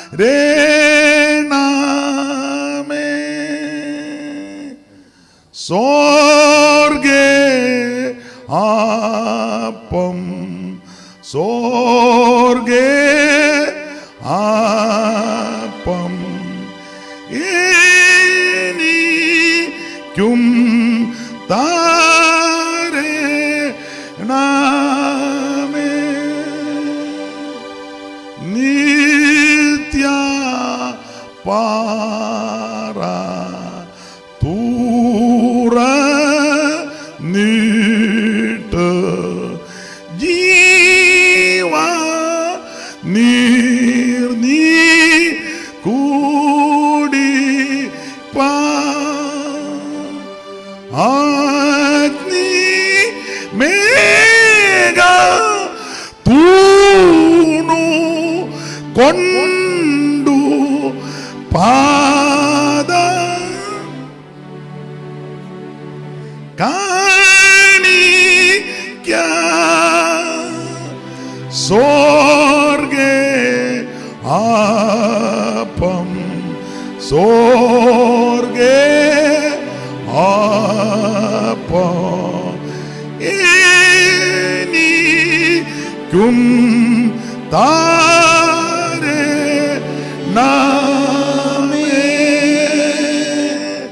സ്വർഗേ അപ്പം സ്വർഗേ അപ്പം എനിക്കും തരേണമേ എനിക്കും തരേണമേ.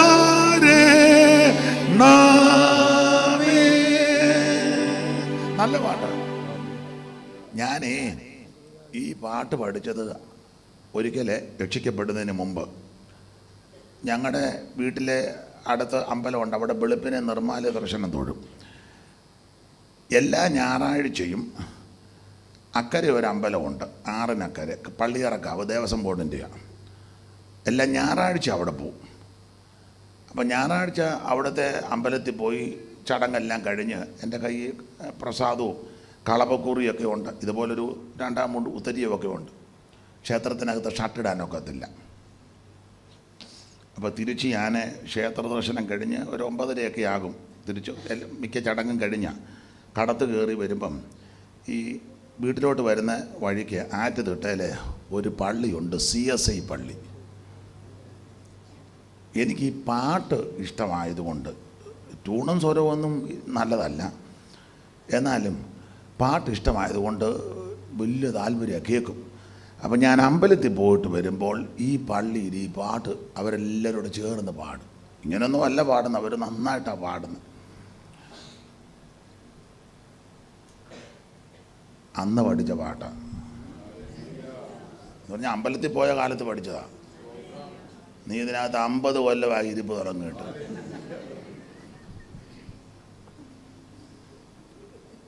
പണ്ടൊരാൾ പറഞ്ഞിട്ട് പാട്ടുപുസ്തകം ഇല്ലാഞ്ഞിട്ടാണോ, സിയോൻ കിതാബിൽ ഇറക്കാഞ്ഞിട്ടാണോ, പണ്ടൊരു തള്ള പറഞ്ഞിട്ടാ മലയ്ക്ക് പോകാഞ്ഞിട്ടാണോ, കടുവ ഇല്ലാഞ്ഞിട്ടാണോ, അതാണ്ട് വന്ന് കുത്തിയിരിക്കുന്നു. അപ്പം ഞാനിത് അമ്പലത്തിൽ പോയ കാലത്ത് എല്ലാം വരി അറിയത്തില്ല, ട്യൂണും ചില പദങ്ങളൊക്കെ കേട്ടിട്ടുണ്ട്, അത് ഇരുന്നു. പിന്നെ കൃപ വന്നു കഴിഞ്ഞപ്പോൾ അത് തപ്പിയെടുത്ത് നല്ല പാട്ട്, വർത്താനം നല്ല പാട്ട്.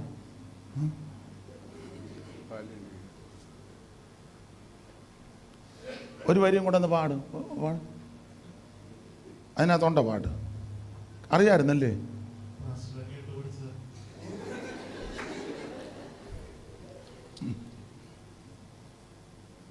സ്വർഗേ ആപ്പം സ്വർഗേ ആപ്പം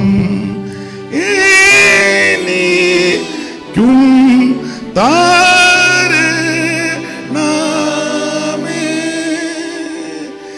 നിത്യനായ യഹോവ. മൊബൈൽ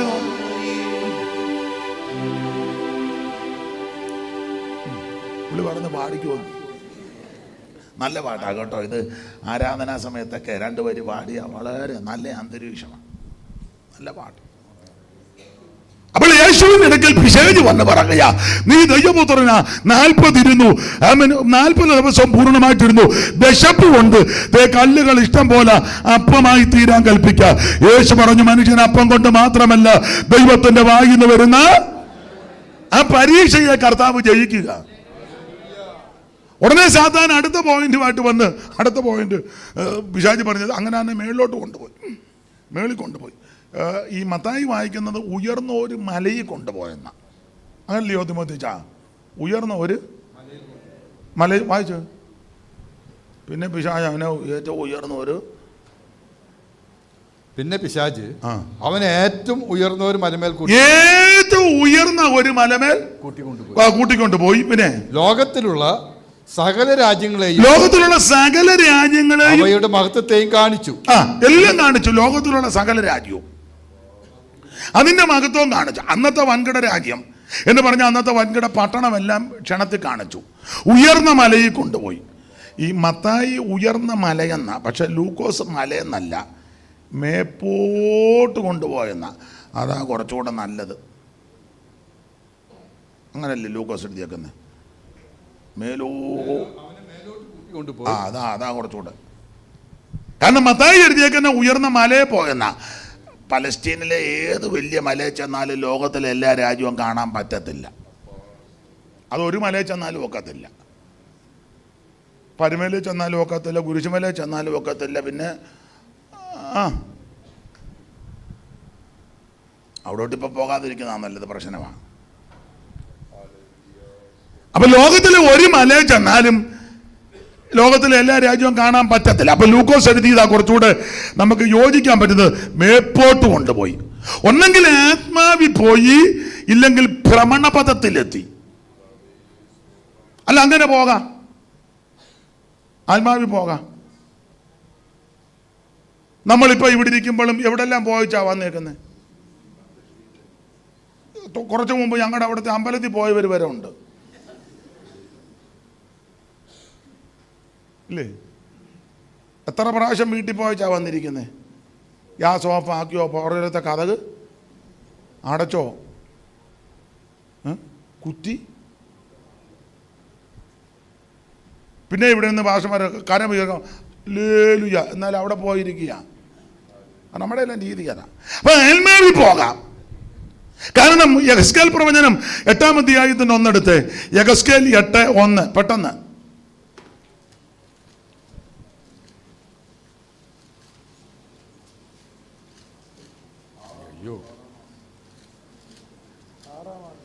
എല്ലാവരും 6-ാം മാസം പറയാതെ ഒരാൾ 6-ാം മാസം 6-ം മാസം 5-ാം തീയതി ഞാൻ വീട്ടിലിരിക്കുകയും യഹൂദ മൂപ്പന്മാർ എൻ്റെ മുമ്പിൽ ഇരിക്കുകയും ചെയ്തപ്പോൾ, 6-ാം മാസം 5-ാം തീയതി യെഹെസ്കേൽ പ്രവാചകൻ വീട്ടിലിരിക്കുക യഹൂദ മൂപ്പന്മാർ തന്റെ മുമ്പിൽ ഇരിക്കുകയും ചെയ്തപ്പോൾ യഹോവയായ കർത്താവിന്റെ കൈ എന്റെ മേൽ വന്നു. അടുത്ത വാക്യം, ഞാൻ മനുഷ്യ സാദൃശ്യ രൂപം കണ്ടവന്റെ അര മുതൽ തീട് താഴോട്ട് തീ പോലെയോ അര മുതൽ മേലോട്ട് ശുക്ലസ്വർണ്ണത്തിന്റെ പ്രഭ പോലെയുമായിരുന്നവൻ കൈ പോലെ ഒന്ന് നീട്ടി എന്റെ തലമുടിക്ക് പിടിച്ചു.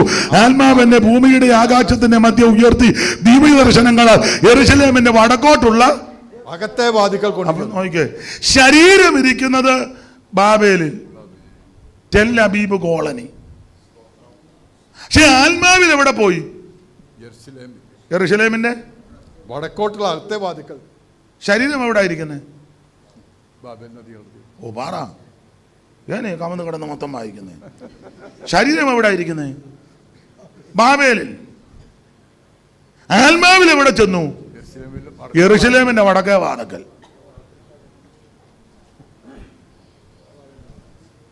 അല്ല, പുതിയ നിയമത്തിൽ ക്രിസ്തുവിലെ ഒരു മനുഷ്യനെ ഞാൻ അറിയുന്നു, അവൻ 14 കൊല്ലം മുമ്പ് 3-ാം സ്വർഗ്ഗത്തോടെ എടുക്കപ്പെട്ടു. ശരീരത്തോടോ? സ്തോത്രം. അപ്പൊ നമ്മൾ ഇവിടെ ഇരിക്കുമ്പോ തന്നെ നമുക്ക് പലയിടത്തും പോകാന്നല്ല, എത്ര എണ്ണം പോയിരിക്കും. ഇനി വാ എല്ലാരും. ഇപ്പോഴും പോയിരിക്കുന്ന ആൾക്കാരുണ്ട്. ദൈവത്തിന് മഹത്വം. അപ്പോൾ ഒന്നേ ഭ്രമണപഥത്തിൽ ഇല്ലെങ്കിൽ ആത്മാവിൽ ലോകത്തിലെ എല്ലാ വൻരാജ്യങ്ങളും കാണിച്ചു പിശാച്. അതിന്റെ മഹത്വവും കാണിച്ചു എന്ന് പറഞ്ഞാൽ അന്നത്തെ ഏറ്റവും വലിയ പട്ടണങ്ങളും അതിന്റെ മഹത്വം. എൻ്റെ ഭാഷയിൽ, എൻ്റെ ശൈലി പറയാം, അന്നത്തെ ഏറ്റവും വലിയ പട്ടണങ്ങളിൽ പെട്ടതാ. 1 കെയ്റോ, 2 ഏതൻസ്, 3 ഡമാസ്കസ്. അന്നത്തെ ഏറ്റവും വലിയ പട്ടണങ്ങളാ ഏതനും കെയ്റോയും ഡമസ്കസും ഒക്കെ അന്ന്. അപ്പോൾ ഞാനൊരിക്കൽ പറഞ്ഞപ്പോൾ ഒരാൾ ചോദിച്ചു, അമേരിക്ക എന്നാ കാണിക്കാഞ്ഞെന്ന്. അമേരിക്ക അന്ന് പട്ടിക്കാടായിരുന്നു. അതൊക്കെ കഴിഞ്ഞ എത്രയോ നൂറ്റാണ്ടുകൾ കഴിഞ്ഞ അമേരിക്ക കണ്ടുപിടിച്ചത് തന്നെ.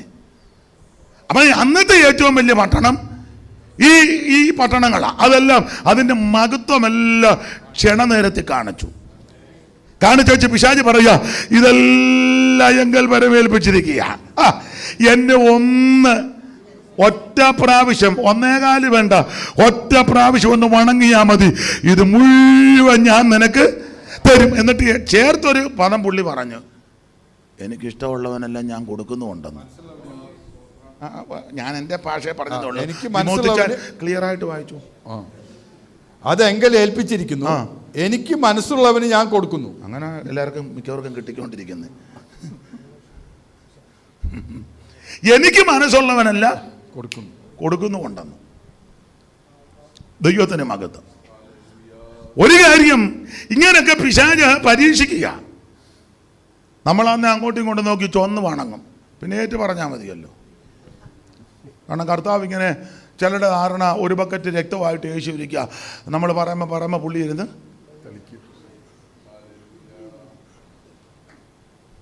ദൈവത്തിന് മഹത്വം. പിശാചിനെ യേശു ജയിച്ചു. നിന്റെ ദൈവമായ കർത്താവിനെ മാത്രമേ നമസ്കരിക്കാൻ വേറെ ആരും ഒക്കത്തില്ല. ഒടുവിൽ പിശാച് ഇതിന്റെ ക്രോഡീകരണം 40 ദിവസവും പരീക്ഷിച്ചു. അത് മൃഗീയമായ പരീക്ഷയാ. അതിന്റെ ക്രോഡീകരണം എന്ന നിലയിൽ ഒടുവിൽ ഈ 3 ഭാഗമായിട്ട് വന്നത്. അതിൽ 3-ാമത്തത് യേശുവിനെ ദേവാലയത്തിന്റെ ഗോപുരാഗ്രത്തിൽ കൊണ്ടുപോയി അഗ്രത്തിന്മേൽ കൊണ്ട് നിർത്തിയ പിശാച് കർത്താവിനോട് പറയാ, താഴോട്ടെടുത്ത് ചാടാൻ. അപ്പം കഴിഞ്ഞ 2 പരീക്ഷയിൽ യേശു അങ്ങോട്ട് വചനം പറഞ്ഞപ്പോൾ 3-ാമത്തെ പരീക്ഷയിൽ ഇവൻ ഇങ്ങോട്ട് ബൈബിൾ ക്ലാസ് എടുക്കുക യേശുവിന്. കഴിഞ്ഞ 2 പരീക്ഷയിൽ യേശു അങ്ങോട്ട് വചനം പറഞ്ഞു, അപ്പം കൊണ്ട് മാത്രമല്ല വചനം കൊണ്ട്. പിന്നെ പറഞ്ഞു, നിന്റെ ദൈവമായ കർത്താവിനെ മാത്രമേ ആരാധിക്കൂ. ഉടനെ അവന് മനസ്സിലായി, മിക്കവാറും ഈ ചേമ്പ് ഈ കലത്തിനകത്ത് വേവില്ല. ഉടനെ അവൻ മൂന്നാമത് അവൻ വാക്കി കൊടുത്തോണ്ടത് 91. 91 ഏത് 91? നിന്നെ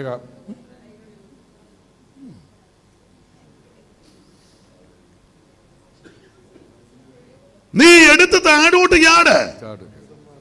അവൻ നിന്നെ കുറിച്ച് നിന്റെ ദൂതന്മാരോട് കൽപ്പിച്ചിട്ടില്ലയോ? നിന്റെ കാല് കല്ലിൽ തട്ടി പോകാതിരിക്കേണ്ടതിന് അവർ നിന്നെ കൈകളിൽ താങ്ങിക്കൊള്ളും. എന്റെ ഭാഷയെ പറഞ്ഞാൽ ഈ ഗോപുരാഗ്രഹത്തിന്റെ മുകളിൽ കയറ്റി ചില ഉയർച്ചയൊക്കെ കൊണ്ടുവരും കേട്ടോ. ചില നല്ല പൊസിഷനൊക്കെ കൊണ്ടു തരും കേട്ടോ. നമ്മളുടനെ പറയുന്നത് ഇങ്ങനെയാണ്, ദൈവനാമത്തിന് മഹത്വം ഉണ്ടാകണം, ഞാൻ ഇതൊന്നും ആഗ്രഹിച്ചതല്ല, ഹാലി ദൈവം എന്നെ ഈ മേളിൽ കൊണ്ടുവരുക. വ്യായി കെട്ടിക്കൊണ്ട് പോയതാ. ഇത്രോ ഉയരത്തിൽ വരുമെന്ന് ഞാൻ ഒരിക്കൽ പോലും വിചാരിച്ചു. എൻ്റെ കൂടെയുള്ളവരെല്ലാം താഴെ നിൽക്കുക.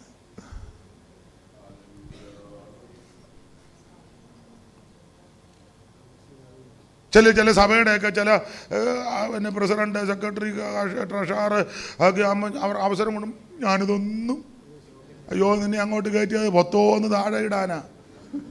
3 വർഷം കഴിയുമ്പോൾ ഇവൻ്റെ കൃപയും പോയി, അഭിഷേകവും പോയി, പ്രാഗൽഭ്യവും പോയി. സത്യമല്ലേ? സത്യം പറ. എന്നോടൊരാൾ പറഞ്ഞു, എൻ്റെ അച്ഛാ എനിക്ക് നേരത്തെ നല്ല കൃപയായിരുന്നു, ഈ സ്ഥാനം കിട്ടിയേ പിന്നെ നമ്മൾ ശരി പറഞ്ഞാൽ ഈ കൂടെ ഉള്ളവന്മാരെല്ലാം നമുക്ക് എതിരാവുകൊണ്ട് നമ്മളും ഇതിനോട് യോജിക്കുകയല്ലാതെ. അതുകൊണ്ട് ഞാനിപ്പോൾ കുറേ നാളായിട്ട് കർത്തൃമേശ എടുക്കുന്നില്ലെന്ന്. മനസാക്ഷിക്ക് കുത്തല്. തിരുമേശ കൊണ്ടുവരുമ്പോൾ ഇവനിരിക്കുക ട്രാഫിക് പോലീസിനെ പോലെ. അയ്യോ ഉള്ള കാര്യമാ പറയുന്നത്, ഉള്ള കാര്യമാ. സ്ഥാനമൊന്നും എടുക്കാതിരിക്കാവോ? മാനമൊന്നും മേടിക്കാതിരിക്കാവോ? ഒരു പൊസിഷനിലും ചെന്ന് പെടാതിരിക്കാമോ? കുറെയെങ്കിലും പ്രാഗൽഭ്യം കാണും.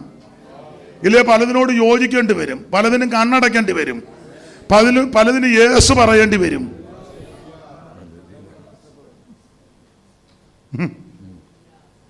ഏറ്റവും മേളിലോട്ട് കൊണ്ടുപോയി.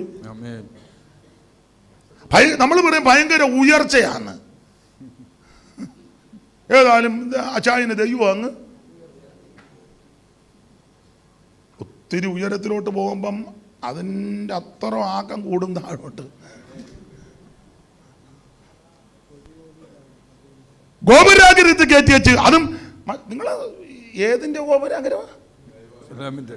ദൈവാലയത്തിന്റെ അങ്ങനെ പിശാച് കൊണ്ടുവരുന്നത്.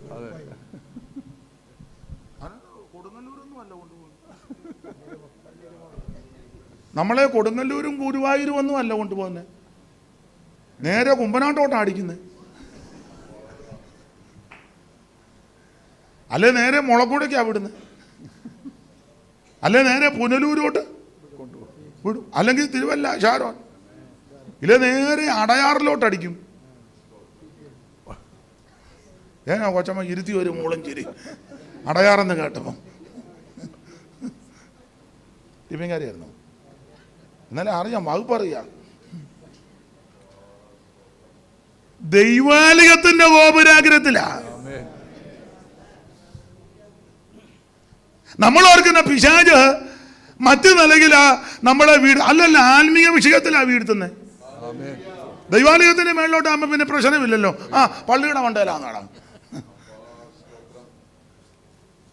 സംശയം വരത്തില്ലല്ലോ. സംശയം വരത്തില്ലല്ലോ, പള്ളിയല്ലേ.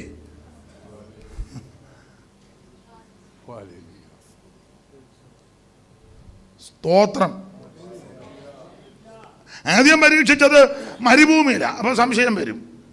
രണ്ടാമത് ചുമ്മാ അങ്ങ് മേളിലോട്ട് കൊണ്ടുപോയി, അത് ഡൗട്ട് വരും. മൂന്നാമത് പള്ളിയുടെ മണ്ടയ്ക്ക.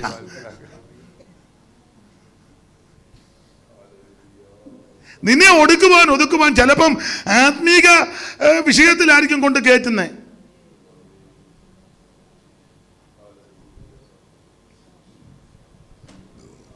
ചർച്ചിൽ വർഷിപ്പ് ലീഡറിന് കയറ്റി. അപ്പം നമ്മൾ ഏതായാലും അവനെ ഉഴപ്പിയിരിക്കുകയായിരുന്നു, അവനെ ഏതായാലും ചിലർ നന്നായിട്ട് പോകും. പിന്നെ ഈ പൊസിഷൻ കിട്ടിക്കഴിയുമ്പോൾ പിന്നെ ഇവൻ ഏതാണ്ടല്ല എല്ലാവരുടെയും കാര്യമല്ല. ചുമ്മാ ഇരിക്കുന്ന അച്ചായനെ നമ്മൾ പറയാം, അച്ചായൻ ഇനിയും സങ്കീർത്തനം വായിക്കാൻ മുന്നിലോട്ട്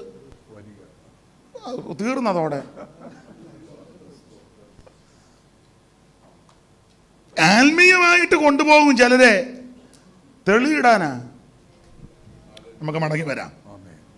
ദൈവാലയത്തിന്റെ ഗോപുരാഗ്രഹത്തിൽ കയറ്റിയച്ച് സാത്താൻ പറയാ താഴോട്ടെടുത്ത് എന്നിട്ട് വാക്യവും പറഞ്ഞു. അപ്പോൾ ഓർത്തല്ലോ, അപ്പൊ നിന്നെ കുറിച്ച് തന്റെ ദൂതന്മാരോട് കൽപ്പിക്കും, നിന്റെ കാല് കല്ലിൽ തട്ടി പോകാതിരിക്കേണ്ടതിന്.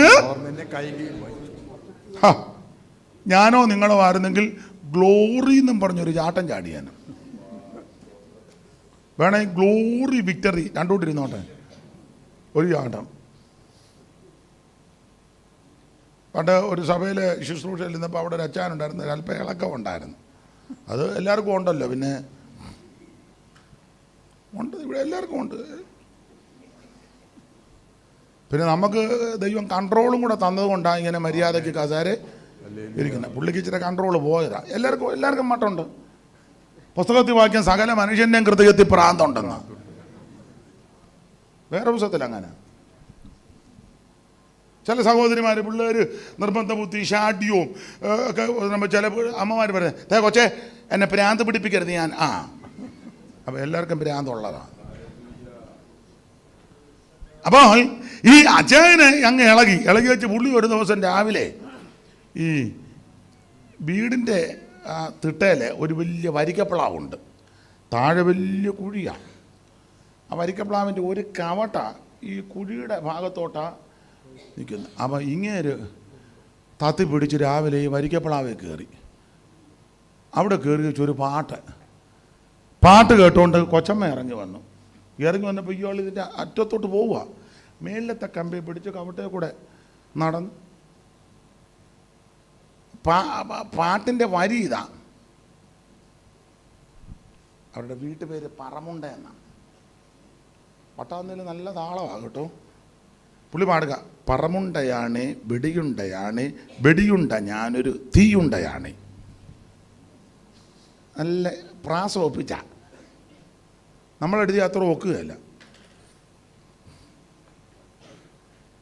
പറമുണ്ടയാണ് വെടിയുണ്ടയാണ്, വെടിയുണ്ട ഞാനൊരു തീയുണ്ടയാണ്. എന്നിട്ട് ഭാര്യയോട് പറഞ്ഞ്, ഞാനിപ്പം താഴോട്ട് ചാടും, ദൂതന്മാരെന്നെ താങ്ങും. കൊച്ചമ്മ പറഞ്ഞ് ചാടരുത്, ഞാനും പിള്ളേരും. പിന്നെ പുള്ളി പ്ലാവിൻ്റെ കവട്ടരുന്ന്, വിശ്വാസമില്ലാത്ത വിഡ്ഢി, എന്തിനാടി വേദപുസ്തകമായിട്ട്, എന്തിനേറെ എടുത്തൊരു ചാട്ടം. ഒരു വരി പല്ല്, ഒരു കാല്, കയ്യ്, വാരിയല് 3.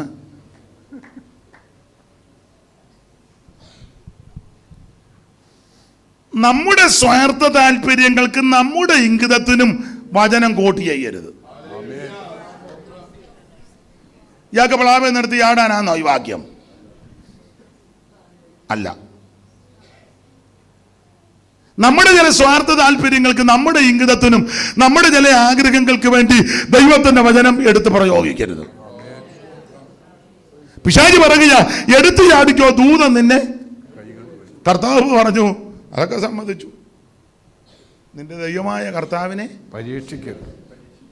ഞാൻ എൻ്റെ ശൈലി പറയാം. പിശാചി പറയുക, എടുത്തു ചാടിക്കോ, ദൂതൻ നിന്നെ താങ്ങും. എഴുതിയിട്ടില്ലെങ്കിലും ഒരാശയം കർത്താവ് പറഞ്ഞു കാണും, ദൂതൻ താങ്ങും, പക്ഷേ എടുത്തുചാട്ടക്കാരെ താങ്ങത്തില്ല. ദൂതൻ താങ്ങും. ദൂതൻ വന്നിട്ടില്ലേ?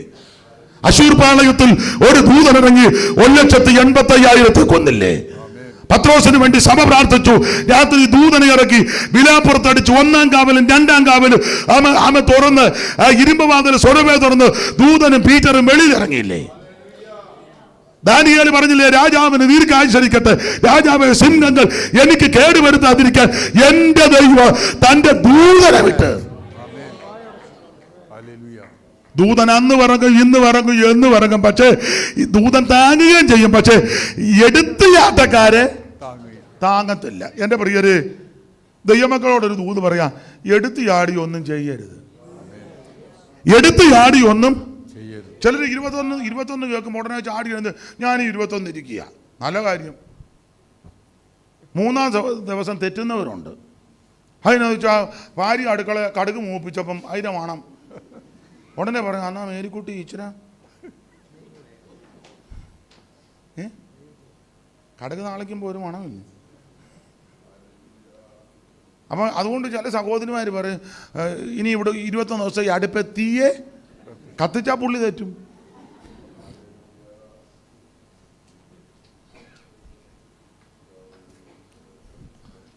ദൈവത്തിന് മഹത്വം. എടുത്തുചാട്ടക്കാര് താങ്ങത്തില്ല. ദൈവമക്കൾ എടുത്തുചാടി ഒന്നും പറയരുത്. കേൾപ്പാൻ വേഗതയും പറവാൻ വളരെ ചിന്തിക്കണം, സൂക്ഷിക്കണം, വിവേചിക്കണം. എടുത്തുചാടി ഒന്നും ചെയ്യരുത്. എടുത്തുചാടി ഒന്നും പ്രവർത്തിക്കരുത്. എടുത്തുചാടി ഒന്നും ഇടപെടരുത്. നിങ്ങൾ വചനത്തിലൊക്കെ നല്ല തിട്ടമുള്ളവരല്ലേ? ദൈവത്തിന് മഹത്വം. എടുത്തുചാട്ടം പാടില്ല. ഈ ദാവീദിന്റെ കയ്യിൽ 2 പ്രാവശ്യം ശൗലിനെ ഏൽപ്പിച്ചു. ഒന്ന് ഈ അദുല്ലാം ഗുഹയിലിരിക്കുക, ഒന്ന് മരുഭൂമി കൂടെ പോകുമ്പോൾ ശൗലും അബ്നേരും എല്ലാം കിടന്ന് ഉറങ്ങുക. ദാവീദും ആൾക്കാരും കൂടെ പോയപ്പം നല്ല ഗാഠനിദ്ര. അപ്പം ദാവീദിൻ്റെ കൂടെയുള്ള ആൾക്കാർ പറഞ്ഞു, അച്ഛാ നല്ല ഉറക്കമാണ്, നല്ല അവസരമാണെന്ന് പറഞ്ഞു. തീർത്തേക്കട്ടെ എന്ന് ചോദിച്ചു. അവൻ എന്തോ അപ്പം നോക്കിയപ്പം കുന്തോൻ ജലപാത്രവും അവിടെ ഇരിപ്പുണ്ട്. കുന്തോൻ ജലപാത്രം. അത് പറഞ്ഞ് ആ കുന്തോൻ ജലപാത്രം ഇങ്ങെടുക്കാൻ പറഞ്ഞു. കുന്തോൻ ജലപാത്രം എടുത്ത് അതിനുശേഷം ഒന്ന് കൂകി. അപ്പം ഇവർ എഴുന്നേറ്റം പറഞ്ഞു, ഇങ്ങനാന്നോടാ രാജാവിനെ സംരക്ഷിക്കുന്നത്. ഇങ്ങനെ. അപ്പം ഈ ശൗലിൻ്റെ ഒരു മാനസാന്തരം, എൻ്റെ മോനെ, എൻ്റെ മരുമകനെ, എൻ്റെ സൺലോ.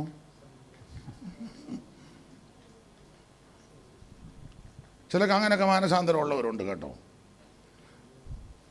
ആട്ടെ. ഇതുപോലെ 24 ദാവീദും അവൻ്റെ ആൾക്കാരും കൂടെ ഗുഹയ്ക്കകത്തിരിക്കുമ്പോൾ ശൗലും അവൻ്റെ ആൾക്കാരും കൂടെ ആ ഗുഹയിലോട്ട് കയറി വരിക, കാൽമടക്കത്തിന് കയറി വരിക. അപ്പൊ ദാവീദിന്റെ കൂടെ തൻ്റെ പെങ്ങന്മാരുടെ പിള്ളേരുണ്ട്. ദാവീദിന് 2 പെങ്ങന്മാരാ. അതിലൊരു പെങ്ങളാ സെരൂയയ്ക്ക് 3 ആൺപിള്ളേരാ, യോബാബ്, അബീഷായി, അസാഖേൽ. അവൻ കാട്ടുകലയെ പോലെ ശീഘ്രകാമിയാണ് നിന്ന. അപ്പൊ ദാവീദും അവൻ്റെ ആൾക്കാരുടെ ഗുഹയ്ക്കകത്തിരിക്കുമ്പോൾ ശൗലും ആൾക്കാരുടെ ഗുഹയിലോട്ട് കയറി വരിക. കയറി വന്നപ്പോൾ ദാവീദിന്റെ കൂടെയുള്ള പെങ്ങന്മാരുടെ പിള്ളേരും ഒക്കെ പറഞ്ഞു, എടാ ദാവീദേ, നിന്റെ വൈരിയും ശത്രുവും നിന്നെ ചതിച്ചു വഞ്ചിച്ച് കുന്തം കൊണ്ട് ചുവരോട് ചേർത്ത് കുത്തി തകർക്കാൻ പദ്ധതി കിട്ട നിന്റെ ശത്രുവാകുന്ന ശൗലിനെ ദൈവം കൊണ്ടുവരുന്നെന്ന് പറഞ്ഞു. ദൈവം കൊണ്ടുവരിക. എൻ്റെ ഭാഷ പറഞ്ഞ ദൂത് പറയും പോലെ പറഞ്ഞ്, നിന്റെ വൈരിയെ, നിന്റെ ശത്രുവിനെ, ദാവീദേ, എന്റെ ദൈവം കൊണ്ടുവരുന്നു. ഞാനോ നിങ്ങളോ ആരെന്നെ പറയും, കറക്റ്റ് ദൂതാ. ഇതുപോലെ ആരും എന്നോട് ഒരു ഞെട്ടലും. ദൂത് പറയാൻ പോലെ നിന്റെ വൈരിയെ ദൈവം കൊണ്ടുവരിക, കയറി വെട്ടാൻ പറഞ്ഞു. നിങ്ങളവിടെ വായിക്കുന്നുണ്ട്, എടുത്ത് ചാടാൻ കൂടെയുള്ളവർ പറഞ്ഞപ്പം ദാവീദ് പറഞ്ഞു, എടുത്ത് ചാടത്തിലെ തൊട്ടുപോകരുത്, അവൻ യഹോവയുടെ അഭിഷിക്തനാ. ഞാൻ എടുത്ത് ചാടത്തില്ല, അവൻ യഹോവയുടെ അഭിഷിക്തനാ. പിന്നെ ദാവീദ് പറഞ്ഞു, ഒരു കാര്യം ചെയ്യ്, അവന്റെ വസ്ത്രത്തിന്റെ അഗ്രം, അങ്കിയുടെ മേലങ്കിയുടെ അറ്റം ഇച്ചിരി കഴിഞ്ഞ മുറ നമ്മൾ തയ്യക്കടയിൽ തുണി കൊടുക്കുമ്പോൾ ഇച്ചിരി എടുക്കുക. അതെന്തിനാ? പല തുണിയുള്ളതാ, മാറിപ്പോകരുത്. ലൈനുള്ളതുകൊണ്ട്, ലൈനില്ലാത്തതുകൊണ്ട്, പുള്ളി ഉള്ളതുകൊണ്ട്, പുള്ളി ചെക്കുണ്ട്, വലിയ ചെക്കുണ്ട്, ചെറിയ ചെക്കുണ്ട്. അപ്പം അതിന് ദാവീദ് അവൻ്റെ വസ്ത്രത്തിൻ്റെ അങ്കിയുടെ അറ്റം അഗ്രം അത് തെളിവിന് മുറിച്ചത്. നമ്മളായിരുന്നെ അങ്കിയുടെ സെൻറ്റർ നോക്കി ഫോട്ടോയും എടുക്കും, മുറിക്കുകയും ചെയ്യും. എന്നിട്ട് അവലിതറിയാതെ പിറ്റേന്ന് ഇതെടുത്തിടുമ്പം ഇത്രയും മട്ടത്തി ഉടനെ നമ്മൾ പറയും എന്നോട് കളിച്ചാൽ ചേർത്ത് പറയും ഞാൻ ജീവനുള്ള ദൈവത്തെയാ. ദാവീദ് അവൻ്റെ വസ്ത്രത്തിൻ്റെ അക്കിരം അല്പം മുറിച്ചെടുത്തു. എനിക്ക് വളരെ എന്നെ ചിന്തിപ്പിച്ചത് തിമോത്തി ചായ എന്നിട്ട് അടുത്തൊരു പദമുണ്ട്, മുറിച്ചെടുത്തിട്ട് അവൻ്റെ മനസാക്ഷി കുത്തി തുടങ്ങി. അയ്യോ, വൈരാഗ്യത്തിന് മുറിച്ചതല്ല, ഒരു തെളിവിനാ. നാളെ അവസരത്തിൽ നിന്നെ എൻ്റെ കയ്യിൽ പണ്ട് കിട്ടിയതാണെന്ന് പറഞ്ഞാൽ ഇവൻ ഏക്കുകയല്ല. ആരാ? ശൗൽ ഏക്കത്തില്ല, കള്ളം പറയാനവനാ, ഏക്കുകയല്ല. ഏക്കാതെ വരുമ്പോഴത്തെ തെളിവ് കാണിക്കാനാ. അത് ഇച്ചിരിയെ മുറിച്ചുള്ളൂ, അത് ആഗ്രഹം. എന്നിട്ട് തന്നെ മനസാക്ഷി കുത്തി. നമ്മൾ ബണ്ടിൽ കണക്കിന് തുണി മൂട്ടിച്ചിട്ട് പോലും ഒരു കുത്തൽ.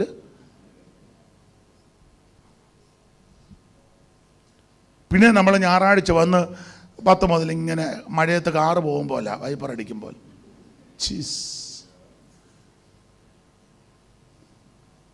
കുത്തലൊന്നുമില്ലല്ലോ. എന്നാ എല്ലാവർക്കും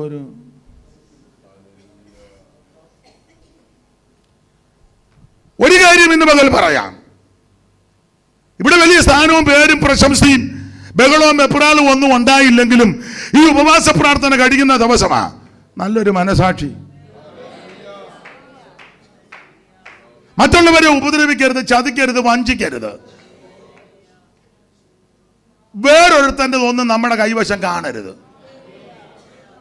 കൈ വെടിപ്പായിരിക്കണമെന്ന്. ചേട്ടൻ്റെയോ അനിയൻ്റെയോ വസ്തുവൊക്കെ വക്രിച്ചെടുക്കരുതെന്ന്. കള്ള ആധാരം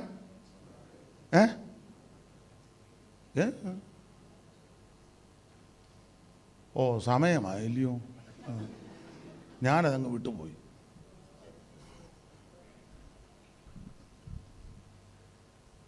ചേട്ടത്തിയുടെയോ അനിയത്തിയുടെയോ ആങ്ങളയോടോ പെങ്ങളെയോ ചേട്ടൻ്റെയോ അനിയൻ്റെയോ 1 രൂപയോ 1 സെന്റ് ഭൂമിയോ നിന്റെ കൈവശം എന്തേലും ഒന്ന് വാ, ആ പൊന്നുവാ തുറന്ന് എന്തേലും ഒന്ന് പറ.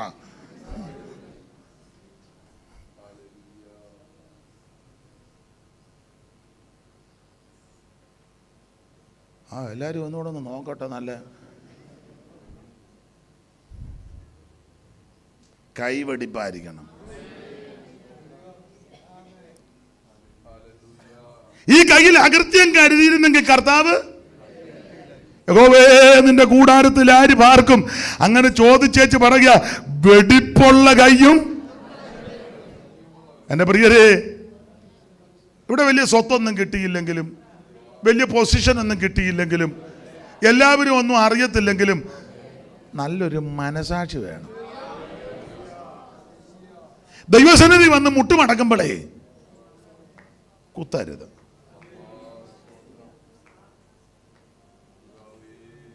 എനിക്കറിയാം, ആൾക്കാരെ ചതിച്ച് കാശുണ്ടാക്കി ഒത്തിരി പേരെ അറിയാം.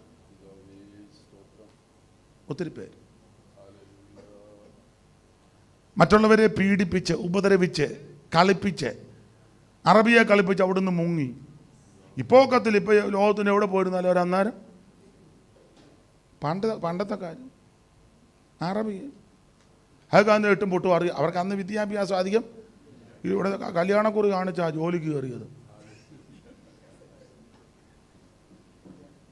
സർട്ടിഫിക്കറ്റ് തരാൻ പറഞ്ഞാൽ കല്യാണക്കുറി കൊടുത്ത ഗിൽറ്റുമൊക്കെ വെച്ച് അറബി കൊടുത്ത് ഭയങ്കരം ഡിഗ്രി ഉള്ളവനാണ്.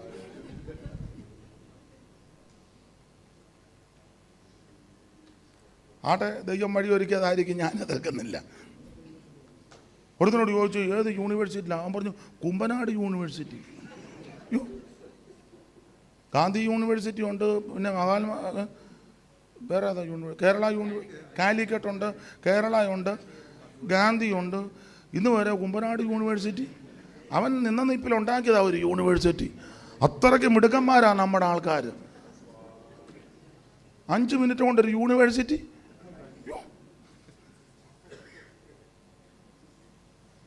നമുക്കൊരു നഴ്സറി പള്ളിക്കൂടം പോലും ഉണ്ടാക്കാൻ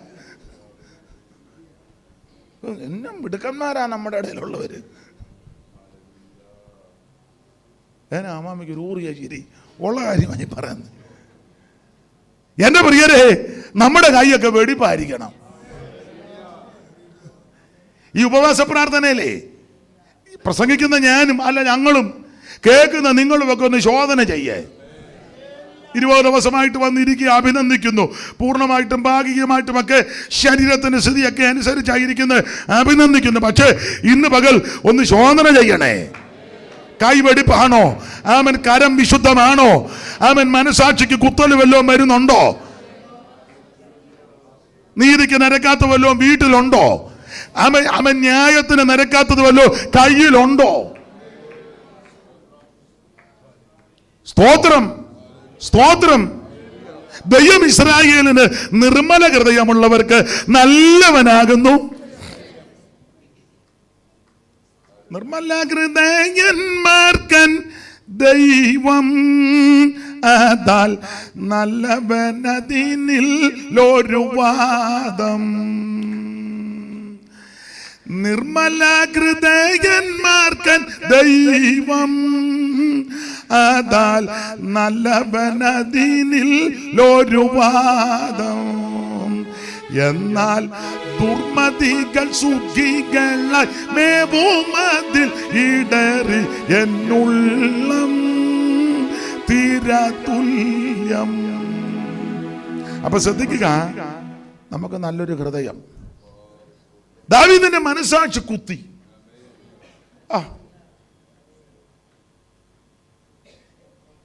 സ്തോത്രം. ശൗലിന്റെ കയ്യിൽ എപ്പോഴും കുന്തവാ.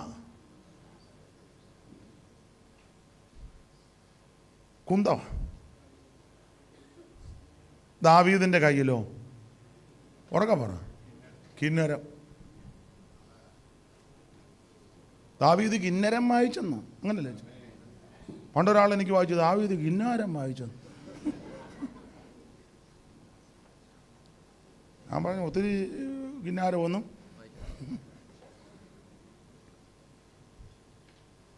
ദാവീദ് കിന്നരം വായിച്ചു. തൻ്റെ കയ്യിൽ കിന്നരമാ. അത് നല്ല തൂര്യനാദത്തിൽ. ശൗല് കയ്യിൽ ഒരു കുന്ത. 18-10 വായിച്ചു വെച്ചാ. ശൗമേലിന്റെ 1-ാം പുസ്തകം 18 പെട്ടെന്ന് വായിച്ചു. പിറ്റേന്ന് ദൈവത്തിന്റെ പക്കൽ നിന്നുള്ള ദുരാത്മാവ് ശൗലിന്മേൽ വന്നു. അവൻ അരമനയ്ക്കകത്ത് ഉറഞ്ഞു പറഞ്ഞു. ദാവീദോ പതിവ് പോലെ കിന്നരം വായിച്ചുകൊണ്ടിരുന്നു.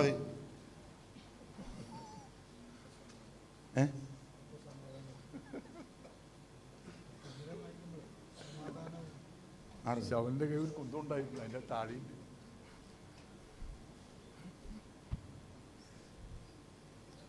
ശൗലിന്റെ കയ്യിൽ കുന്തം, ദാവീദിന്റെ കയ്യിൽ ആത്മീയനും ജഡികനും കണ്ടാൽ അറിയാം. നീ ആരാധനയ്ക്ക് വന്ന് ഇരിക്കുമ്പോൾ അറിയാം. അവിടുത്തെ അങ്ങോട്ട് കയറി വരുമ്പോൾ അറിയാം. രീതി കാണുമ്പോൾ അറിയാം. ഒരുത്തന്റെ കയ്യിൽ കുന്തം, ഒരുത്തന്റെ കയ്യിൽ കുന്തമെടുത്തവന്റെ ഗതി അറിയാം. കുന്തത്തെ തന്നെ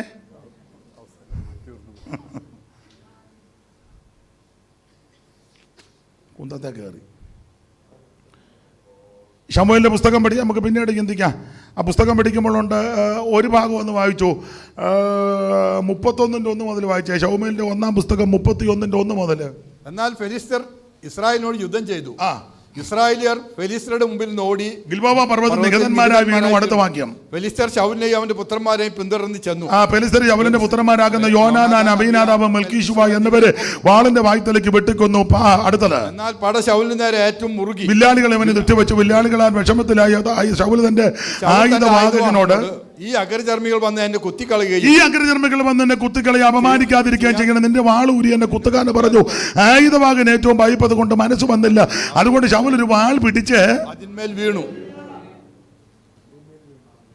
ശൗലിന്റെ കയ്യിൽ എപ്പോഴും ആയുധമാണ്. അത് നല്ല കാര്യത്തിനല്ല, അഭിഷിക്തനെ കുത്താൻ. ഒടുവിൽ ആയുധം പള്ളയിലോട്ടങ്ങ് കയറ്റി, തീർന്നു. വാളെടുക്കുന്നവൻ വാളാലെ. പക്ഷെ ദാവീദ് കിന്നരം വായിച്ചു. എൻ്റെ ഭാഷ പറഞ്ഞ ശൗല് വൈരാഗ്യത്തോടും പാകയോടും വിദ്വേഷത്തോടും കൂടെയൊക്കെയാ ഇരിക്കുന്നതേ. സഭയ്ക്കകത്ത് വന്ന് അങ്ങനെ ഇരിക്കരുത് കേട്ടോ. ഒരു സഭയെ കൂടുന്ന ആൾക്കാർ ഒരു സഭയെന്നല്ല ഓരോരുത്തരോടും പകയോ വിദ്വേഷമോ പിണക്കമോ വൈരാഗ്യമോ ഒന്നും പാടില്ല. അതെല്ലാം വെച്ചുകൊണ്ട് 21, 20, 7, 4, 3 ഒക്കെ ഇരുന്നാൽ ഒടുവിൽ അതിനകത്ത് കയറും. അകത്ത് കയറും.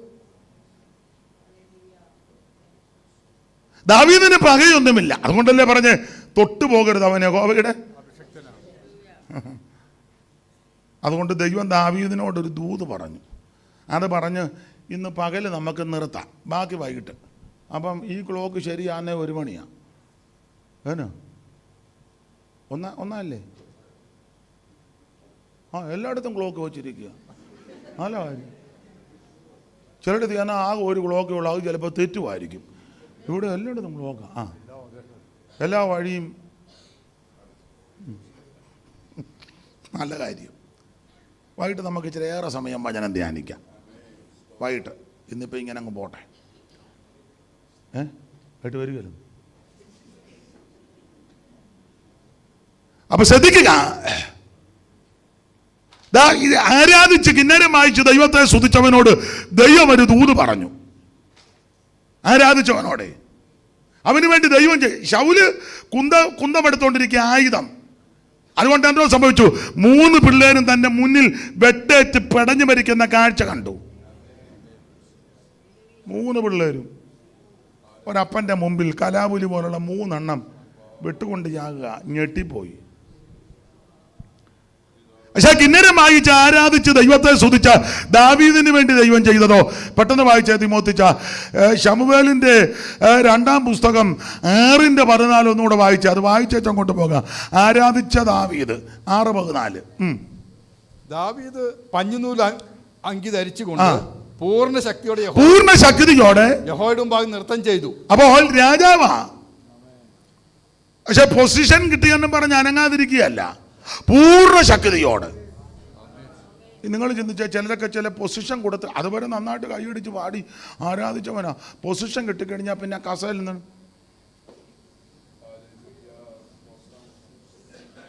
പിന്നെ കണ്ടമാനം അന്തരീക്ഷം വരുമ്പോൾ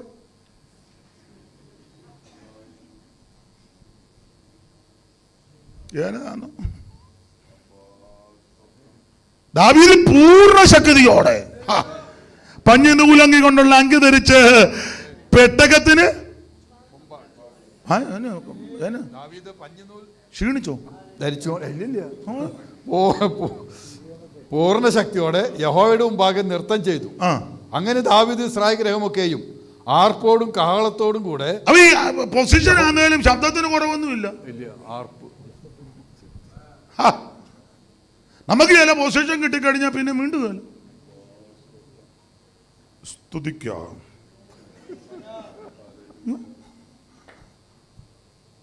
ഇതുങ്ങളെല്ലാം കടന്ന് കായം ചെയ്യാൻ തുള്ളുക. പുള്ളി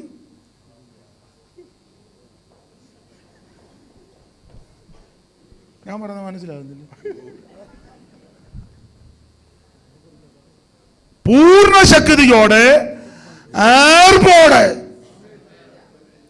സങ്കീർത്തനത്തിൽ ഒരിക്കൽ ദാവീദ് പറഞ്ഞു, ഞാൻ എൻ്റെ ശബ്ദം ഉയർത്തി എൻ്റെ ദൈവത്തോട്. ഞാൻ എല്ലാ ഭാഗവും എടുക്കുന്നില്ല. ഇങ്ങനെ പൂർണ്ണ ശക്തിയോടെ ആരാധിച്ച ദാവീദിന് വേണ്ടി ദൈവം എന്ത് ചെയ്തു? 7:1 പെട്ടെന്ന്. യഹോവ ചുറ്റുമുള്ള സകല ശത്രുക്കളെയും അടക്കി. മതി. ആർപ്പോടെ പൂർണ്ണ ശക്തിയോടെ ഇടംബലം നോക്കാതെ ദൈവത്തെ ആരാധിച്ചവന് വേണ്ടി ദൈവം അവന്റെ ശത്രുക്കളെ അടക്കി. ഇന്ന് പകൽവേളയിൽ നിന്റെ കുടുംബത്തിനെതിരെ, നന്മയ്ക്കെതിരെ, തലമുറയ്ക്കെതിരെ, ആയുഷിനെതിരെ, ആരോഗ്യത്തിനെതിരെ വെല്ലുവിളിച്ച് നിൽക്കുന്ന ശക്തികളുണ്ട്. നീ പൂർണ്ണ ശക്തിയോടെ, പൂർണ്ണബലത്തോടെ, പൂർണ്ണയാത്മാവിൽ ആമേൻ ശബ്ദമുയർത്തി ദൈവത്തെ ആരാധിക്കുമ്പോൾ ആ ശത്രുവിനെ ദൈവം അടക്കും. Hallelujah, hallelujah. ഇതിനെ ദൈവം അടക്കും, അതിനെ ദൈവം അടക്കും പൂർണ്ണ ശക്തിയോടെ. ദൈവത്തിന് മഹത്വം, ദൈവത്തിന് മഹത്വം, ദൈവത്തിന് മഹത്വം, ദൈവത്തിന് മഹത്വം. പെട്ടകത്തിന്റെ മുമ്പാകെ പഞ്ഞു നൂലങ്കിക്കൊണ്ടുള്ള അങ്ക് ധരിച്ച് കിന്നരം വായിച്ച് പൂർണ്ണ ശക്തിയോടെ ദൈവത്തെ ആരാധിച്ച ദൈവത്തിന്റെ ദാസന് വേണ്ടി ദൈവ ശത്രുവിനെ അടക്കി. ദീർഘനാളുകളായി നിനക്കെതിരെ, തലമുറക്കെതിരെ, നന്മയ്ക്കെതിരെ, ആയുഷിനെതിരെ, ആരോഗ്യത്തിനെതിരെ വെല്ലുവിളിക്കുന്ന സകല ശത്രുക്കളെയും ഈ പകൽ ദൈവം അടക്കും. ഹല്ലേലൂയ. കരമുയർത്ത് ദൈവത്തെ സ്തുതിക്കുക. നിർത്തുക. ചില മിനിറ്റുകൾക്കകം നിർത്തും. ബാക്കി നമുക്ക് വൈകിട്ട്. ഞാൻ ഈ പ്രസംഗത്തിന്റെ മുഖവര വന്നതേ ഉള്ളൂ. എൻ്റെ ചിന്ത ശരിയെങ്കിൽ ഇന്നും നാളെയും പറഞ്ഞാലും തീരുകയല്ല. സ്തോത്രം. നമുക്ക് എനിക്ക് വൈകിട്ട് ഇച്ചിരി ഏറെ സമയം തരണേ. പുള്ളി പൂർണ്ണ സമർപ്പണത്തോടിരിക്കുക.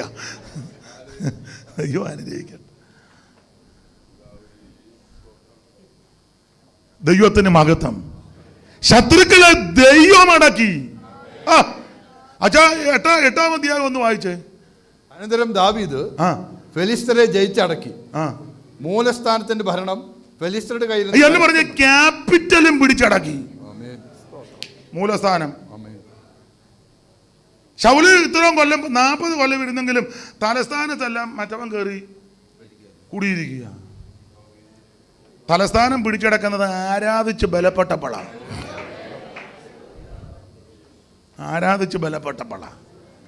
മൂലസ്ഥാനം പിടിച്ചടക്കി. അവൻ മോവാബിനെയും മതി. അടുത്തൊക്കെ വായിച്ചാൽ ഞാനങ്ങ് നിന്ന് പ്രസംഗിക്കും. പിന്നെ നമ്മൾ രണ്ടും കാണും. അച്ഛാൻ വായിക്കാനും കാണും, ഞാൻ പറയാനും കാണും. ഇവരെല്ലാം പോവുകയും ചെയ്യും. ദൈവത്തിന് മഹത്വം. അപ്പൊ ശ്രദ്ധിക്കുക. കുന്തമെടുത്തവൻ കുന്തത്തിൽ കയറി പിള്ളേര് 3 വെട്ടേറ്റ് പടഞ്ഞു മരിച്ച കാഴ്ച കണ്ട് കുടുംബം കുളം തോണ്ടി. എന്നാൽ കിന്നരമെടുത്ത് ദൈവത്തെ ആരാധിച്ചവനോട് ദൈവം പറയുക, 1 നിന്റെ ശത്രുവിനെ ഞാൻ അടക്കും, 2 നഷ്ടപ്പെട്ടതെല്ലാം ഞാൻ തിരിച്ചു തരും. മാത്രമാണോ? അതുകൂടെ വായിച്ചങ്ങ് നിർത്താം. ഒത്തിരി ഉണ്ട്, എന്നാലും ഒരു വാക്യം വായിച്ചാൽ മതി. ആരാധിച്ച് പൂർണ്ണശക്തിയോടെ ദൈവത്തെ സ്തുതിച്ച ദാവീദിനോട് ദൈവം പറഞ്ഞൊരു കാര്യം. 89 സങ്കീർത്തനത്തിന്റെ 29 വായിച്ചേ. 89, 29 ആദ്യം വായിക്കണം.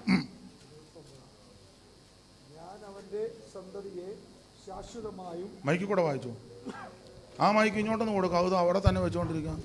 ഞാൻ അവൻ്റെ സന്തതിയെ ശാശ്വതമായും അവൻ്റെ സിംഹാസനം ആകാശമുള്ള കാലത്തോളം നിലനിർത്തും. ആരാധിച്ചവനാണോ ഇത് പറഞ്ഞേ? യെസ്. ഞാൻ അവന്റെ സന്തതിയെ ശാശ്വതമായും അവന്റെ സിംഹാസനത്തെ ആകാശമുള്ള കാലത്തോളം നിലനിർത്തും. ആരാധിച്ചവനോടാ ഇത് പറഞ്ഞ്. കിന്നരം വായിച്ചവനോടാ ഇത് പറഞ്ഞേ. എന്റെ ഭാഷയിലെ പണ്ടൊരാൾ പറഞ്ഞ പോലെ കിന്നാരം വായിച്ചവൻ കുഴഞ്ഞു, കിന്നരം വായിച്ചവനെ ദൈവം ഉയർത്തി. സഭയ്ക്കകത്ത് കിന്നരമേ വായിക്കാവുള്ളൂ. കിന്നാരം സ്തോത്രം. ഒരു വാക്യം കൂടെ വായിച്ചു. അത് തിമോത്തിച്ചാൻ വായിക്കും. പുള്ളി ആഗ്രഹത്തോടെ വായിക്കാനിരുന്നത്. വായിച്ചു. 89:35 പുള്ളി വായിച്ചോട്ടെന്നോ? വായിച്ചു. ഞാൻ ഒരിക്കൽ എന്റെ വിശുദ്ധിയെ കൊണ്ട് സത്യം ചെയ്തിരിക്കുന്നു. അടുത്ത കൂടെ വായിരു. ദാവീദിനോട് ഞാൻ വ്യാജം പറയുകയില്ല. പോസ്റ്റ് പറയത്തില്ല. ഇതിനകത്ത് വ്യാജം പുതിയ കുഴപ്പമില്ല. ശരിയല്ല, വ്യാജം ശരിയല്ല. പോസ്റ്റും ശരിയല്ല. ഞാൻ ദാവീദിനോട് ബോഷ്ക്ക് പറയില്ല, വ്യാജം പറയത്തില്ല. കള്ളത്തരം. അടുത്തത് അവന്റെ സന്തതി ശാശ്വതമായും അവന്റെ സന്തതി ശാശ്വതമായും അവന്റെ സിംഹാസനം എന്റെ മുമ്പിൽ സൂര്യനെ പോലെ നിലനിൽക്കും. ആരാധിക്കുന്ന നിന്നോട് പോഷ്ക്ക് പറയത്തില്ല. ആമേൻ. വിശ്വസ്തയോട് ദൈവത്തെ സേവിക്കുന്ന നിന്നോട് ദൈവം വ്യാജം പറയത്തില്ല. ഹല്ലേലൂയ. മാത്രമാണോ നിന്റെ സന്തതി നശിക്കത്തില്ല, നിന്റെ തലമുറയ്ക്ക് ദോഷം വരികയില്ലെന്ന്. ആകാശമുള്ള കാലത്തോളം, ആമേൻ, ആകാശമുള്ള കാലത്തോളം നിന്റെ തലമുറയെ ആദരിക്കുന്ന ഉയർത്തുന്ന ഒരു ദൈവമുണ്ട്. ഉടാറമനപടമന തിരുവികമലപടമന. ദൈവത്തിന് മഹത്വം. ഹല്ലേലൂയ. എടുത്തു ചാടി ഒന്നും ചെയ്യരുത്, എടുത്തു ചാടി ഒന്നും പ്രവർത്തിക്കരുത്, എടുത്തു ചാടി ഒന്നും പറയരുത്. ദൈവഹിതത്തിന് കാത്തിരിക്കണം. പകലിലും രാവിലും പരീക്ഷകൾ വരും, ഉറങ്ങിക്കിടന്നാലും പരീക്ഷിക്കും. പകലിലും രാവിലും പരീക്ഷകൾ വരും, ഉറങ്ങിക്കിടന്നാലും പരീക്ഷിക്കും. കർത്താവേ ശോധന തെരുതേരെ വന്നാലും ജിബ്രാൾട്ടർ പോലെന്നെ പാലിക്കണേ. കർത്താവേ ശോധന തെരുതേരെ വന്നാലും ജിബ്രാൾട്ടർ പോലെന്നെ പാലിക്കണേ. പാപം പരീക്ഷിക്കും, ലോകം പരീക്ഷിക്കും, സാത്താൻ ബന്ധുക്കൾ താൻ മർത്യ ജഡം. പാപം പരീക്ഷിക്കും, ലോകം പരീക്ഷിക്കും, സാത്താൻ ബന്ധുക്കൾ താൻ മർത്യ ജഡം. ദൈവാത്മശക്തിയാലല്ല ജയിക്കുവ നസറായ വീരൻ താൻ സഖായിക്കും. ദൈവാത്മശക്തിയാലല്ല ജയിക്കുവ നസറായ വീരൻ താൻ സഖായിക്കും. ജിബ്രാൾട്ടർ പാറമേൽ തട്ടും തീരാ പോലിഷോണി തലത്തിലെ പരീക്ഷകൾ. ജിബ്രാൾട്ടർ പാറമേൽ തട്ടും തീരാ പോലിഷോണി. കരമുയർത്തി ദൈവത്തെ സ്തുതിക്കാം.